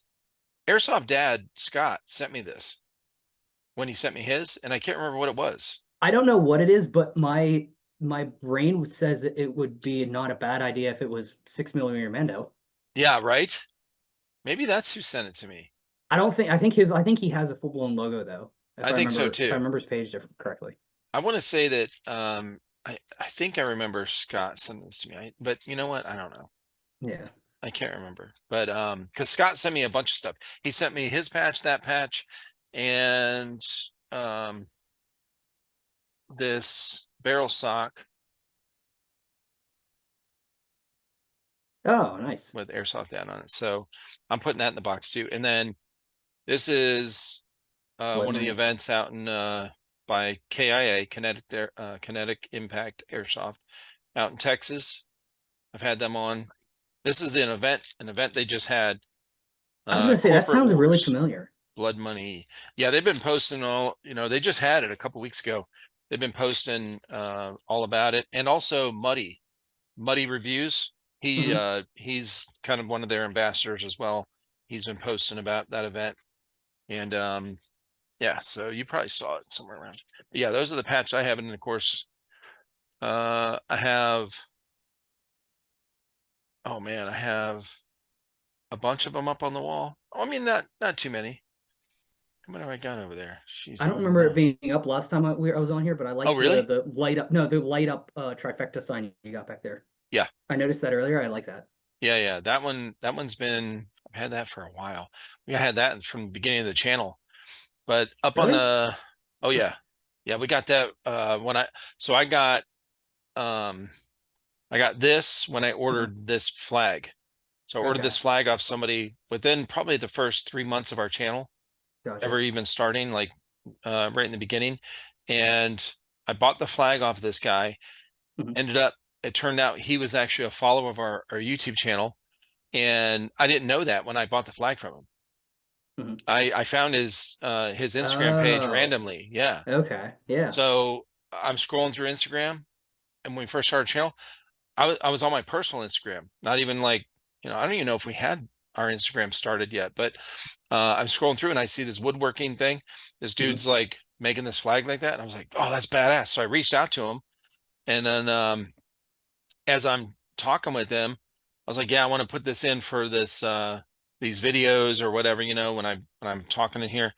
And not even about the podcast, just when, because we were walking, I would do on our videos, there were a lot of like behind the scenes stuff. I'm walking through the house filming, and I would walk in here and I'd show everybody the gun walls and all that kind of stuff. And I was like, it'd be a cool background. So I told him about the channel. He's like, oh, I know you. He's like, I follow your channel. I was like, what? Because at this point we're just texting, and I was on my personal Instagram, so I didn't have anything about Trifecta Airsoft on there. So anyway, so he's like, dude, I'll make you something special for so we talked about it. So he sent me that for free, and yeah, it's badass. But yeah, on there I've got who I got, Stuka. I don't know if you guys know who Stuka is. I had him on the podcast. Let's see, Blue Mag. I've got Mr. OT. I've got Badger. and then I've got some event patches, Airsoft Dad, 6mm Maniacs, Slow QB, which is that's Little Miss Airsoft. Yeah, Little Miss, that's right. Yeah, and I've got her actual patch up there as well. I need to take this camera over there, and because I don't feel like peeling all those off.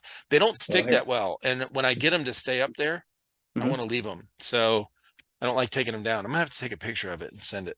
Yeah, we'll have to do that. So anyway, but yeah, man, it's been awesome, dude, catching up with you. I love these kind because I feel like it's just we're catching up with your events and gear, and you threw in a bunch of pro tips too, by the way.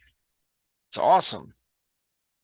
Thank you. Well, I'm glad I was able to like stay on target and like focus, because the last time I was on, I wanted to go over like flying with Airsoft, because I was like, I feel like a lot of people are blown out of proportions, and we just got down the rabbit hole, and I was like, yeah. And as soon as we ended the episode, I was like, we didn't cover 1 second of traveling with Airsoft. I can have it. So yeah. No, I'm glad we were able to do that. And yeah, dude, it's a lot of fun.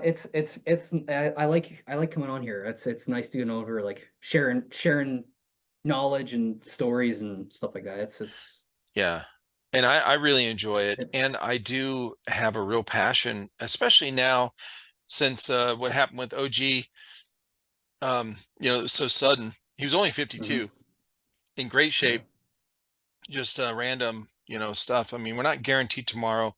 And, a lot of people, I would think that a lot of people would like to get their story out there a little bit, right? Like, okay, maybe they don't have a platform. Maybe they don't have, like, it'd be weird to put, what are you gonna do? Go on your Instagram and say like, hey, let me talk for 30 minutes about myself and tell my whole story. Like, it's awkward. Like it's your story's better when you're telling someone, like, that you meet, and that's what this is for.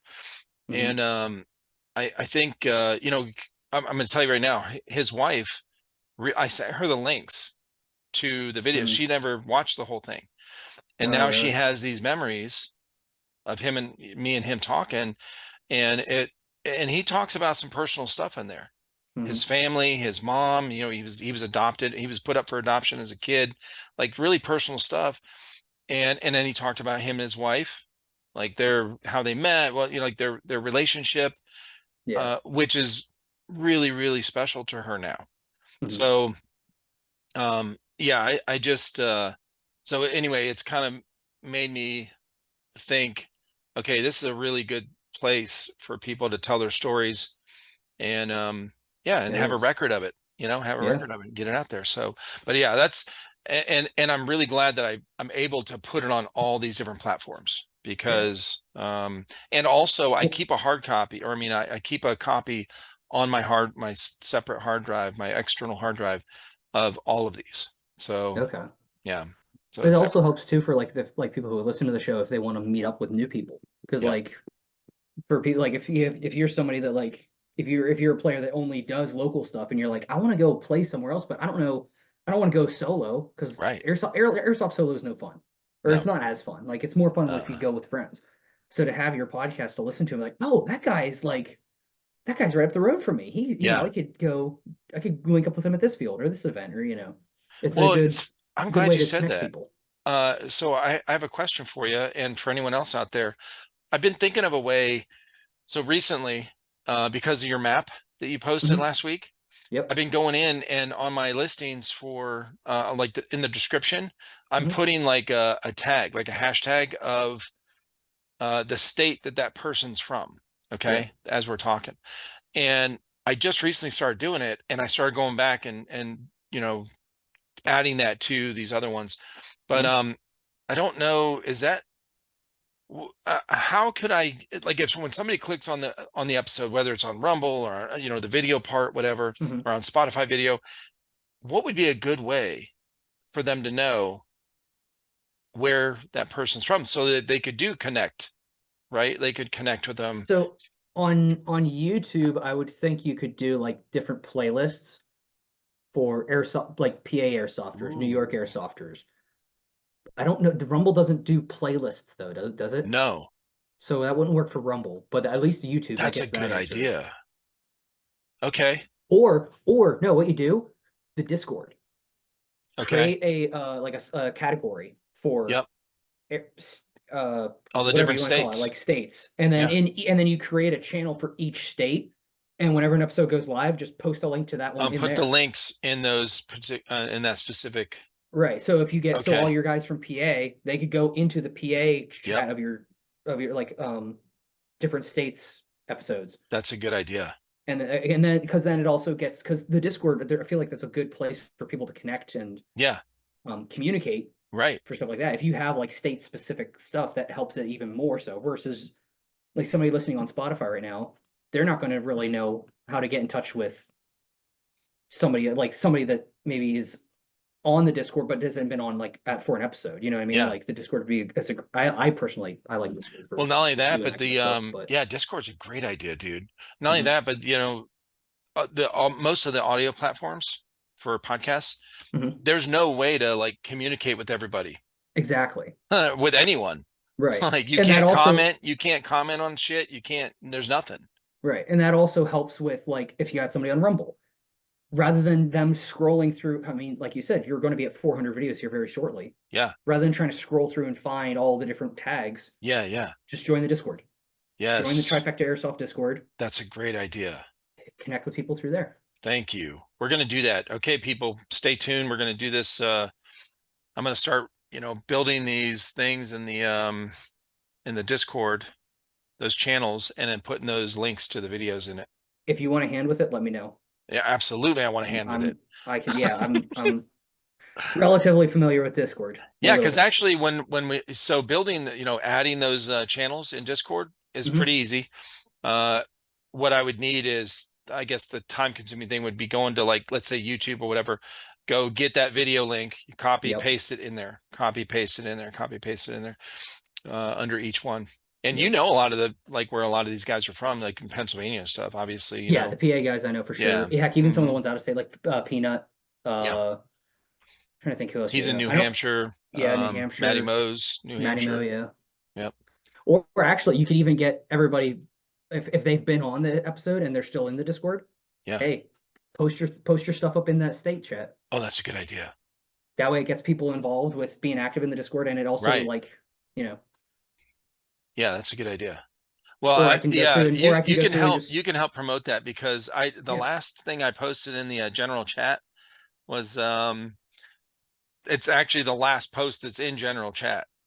I said, hey, I need a help. Because so Spotify, so there's Spotify that's been around for a long time. That's its own separate thing. To when they went to YouTube, or when they went to the videos, okay, this is after the Joe Rogan, that podcast is what made Spotify go to video, and it was after the Elon Musk episode. So Elon Musk was on, he was smoking weed on there with Joe Rogan. Joe Rogan talked him into it, blah blah blah, and then the producer was like, man, that would have been great on video, so they went to video. Well,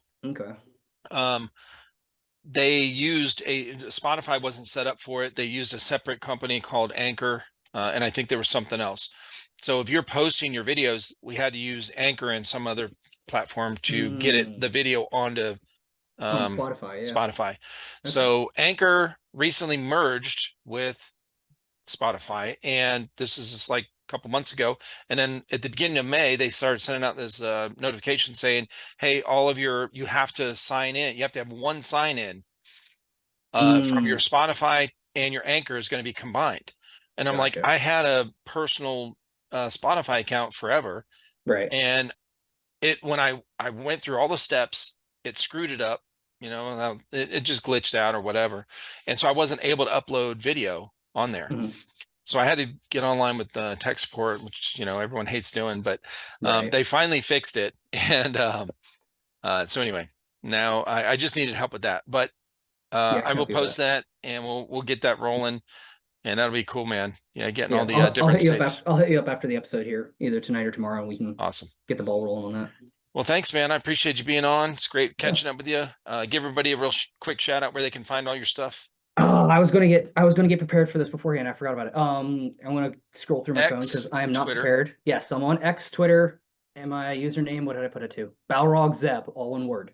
Yes. Balrog Zeb, BALROGZEB. Yep. And then let's see, Discord. I'm on there a little bit, not just a smidge. So I have horrible luck adding people on Discord. It's either going to be ZEB_Balrog or vice versa, Balrog_Zeb.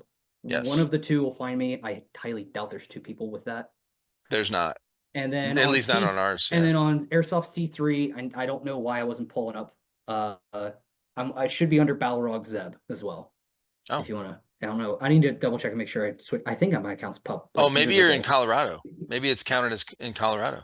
No, because I only did C3 after I came back to PA. Oh, okay. So I remember for a while I took my account, made it like unlisted. Oh, gotcha. Like people couldn't see it, so maybe I need to change that. Okay. Well, no, because I've had random people commenting on my stuff, so it's. What? Figure it out. I don't know. Post something on C3. Odds are because I scroll through on C3. Oh, okay. I scroll down like past all the ads to find people who are still active on there. Okay. So if you're on Airsoft C3, post something or try to find something I post. I've been blowing that thing up because I hate seeing the ads. So I'll just something user. Something user. I'll go on there. I'll make. I don't actually have an account on there. I'll make a profile and post something on there. Yeah, I'll find you then. Awesome. There's no like private messaging on C3. You can just like, comment on people's stuff. Okay. Yeah, you can comment. Yeah, that's fine. It's like YouTube. Yeah. Yeah. Okay. Awesome, dude. Well, yeah, that'll be cool. That'll be cool. We'll do that. And listen, anyone, if you're hesitant about canceling your or just leaving all the censored crap behind, okay, with Facebook and Instagram, and coming over to X, okay, come on over to X. We're trying to get more followers over there. We're trying to build the Airsoft community on Twitter right now so that we don't have to worry about all of our shit being taken down, okay? I've already done it. It's not, yes, it's not as hard as you think. It's really easy, bro. It's so easy. And you can post just like you can on Instagram. Same thing. Peanut was talking about it on the episode you had with him on there. Yep. And so he did say some stuff I want to straighten out. It wasn't a post that I put up. It was a story. I shared my buddy's story that had the buckings. Yep. And they took my story down and flagged it. Yeah. And then, but it's crazy. They'll let full blown porn go on their platforms, but how dare you show an airsoft bucking? An airsoft bucking is going to offend somebody. That's crazy. Yeah. So there's no BS on X or C3 or Airsoft C3. I mean, absolutely. I think if we get enough people active on there, I think we could bring C3 back. Yeah, that'd be great. Yeah, maybe if one of the admins of C3 is listening, reach out to me because I want to help C3. I want to get it back up and going and not full of bots. Yeah, what if we start posting about it and tagging it? I've tagged admin. Okay. Because I've had 2 bots now come into my comments and post like 4 paragraphs of their spam, like trying to sell me something. And I got so sick of it on the one, I literally just commented, "Fuck off." Oh Lord. This is like, I'm so sick of these accounts. All right. But yeah. All right, brother. You have a good night, man. I appreciate you. See you guys. All right, man. Thanks for having me. Yep. I'll see you again soon. Yeah. Hey.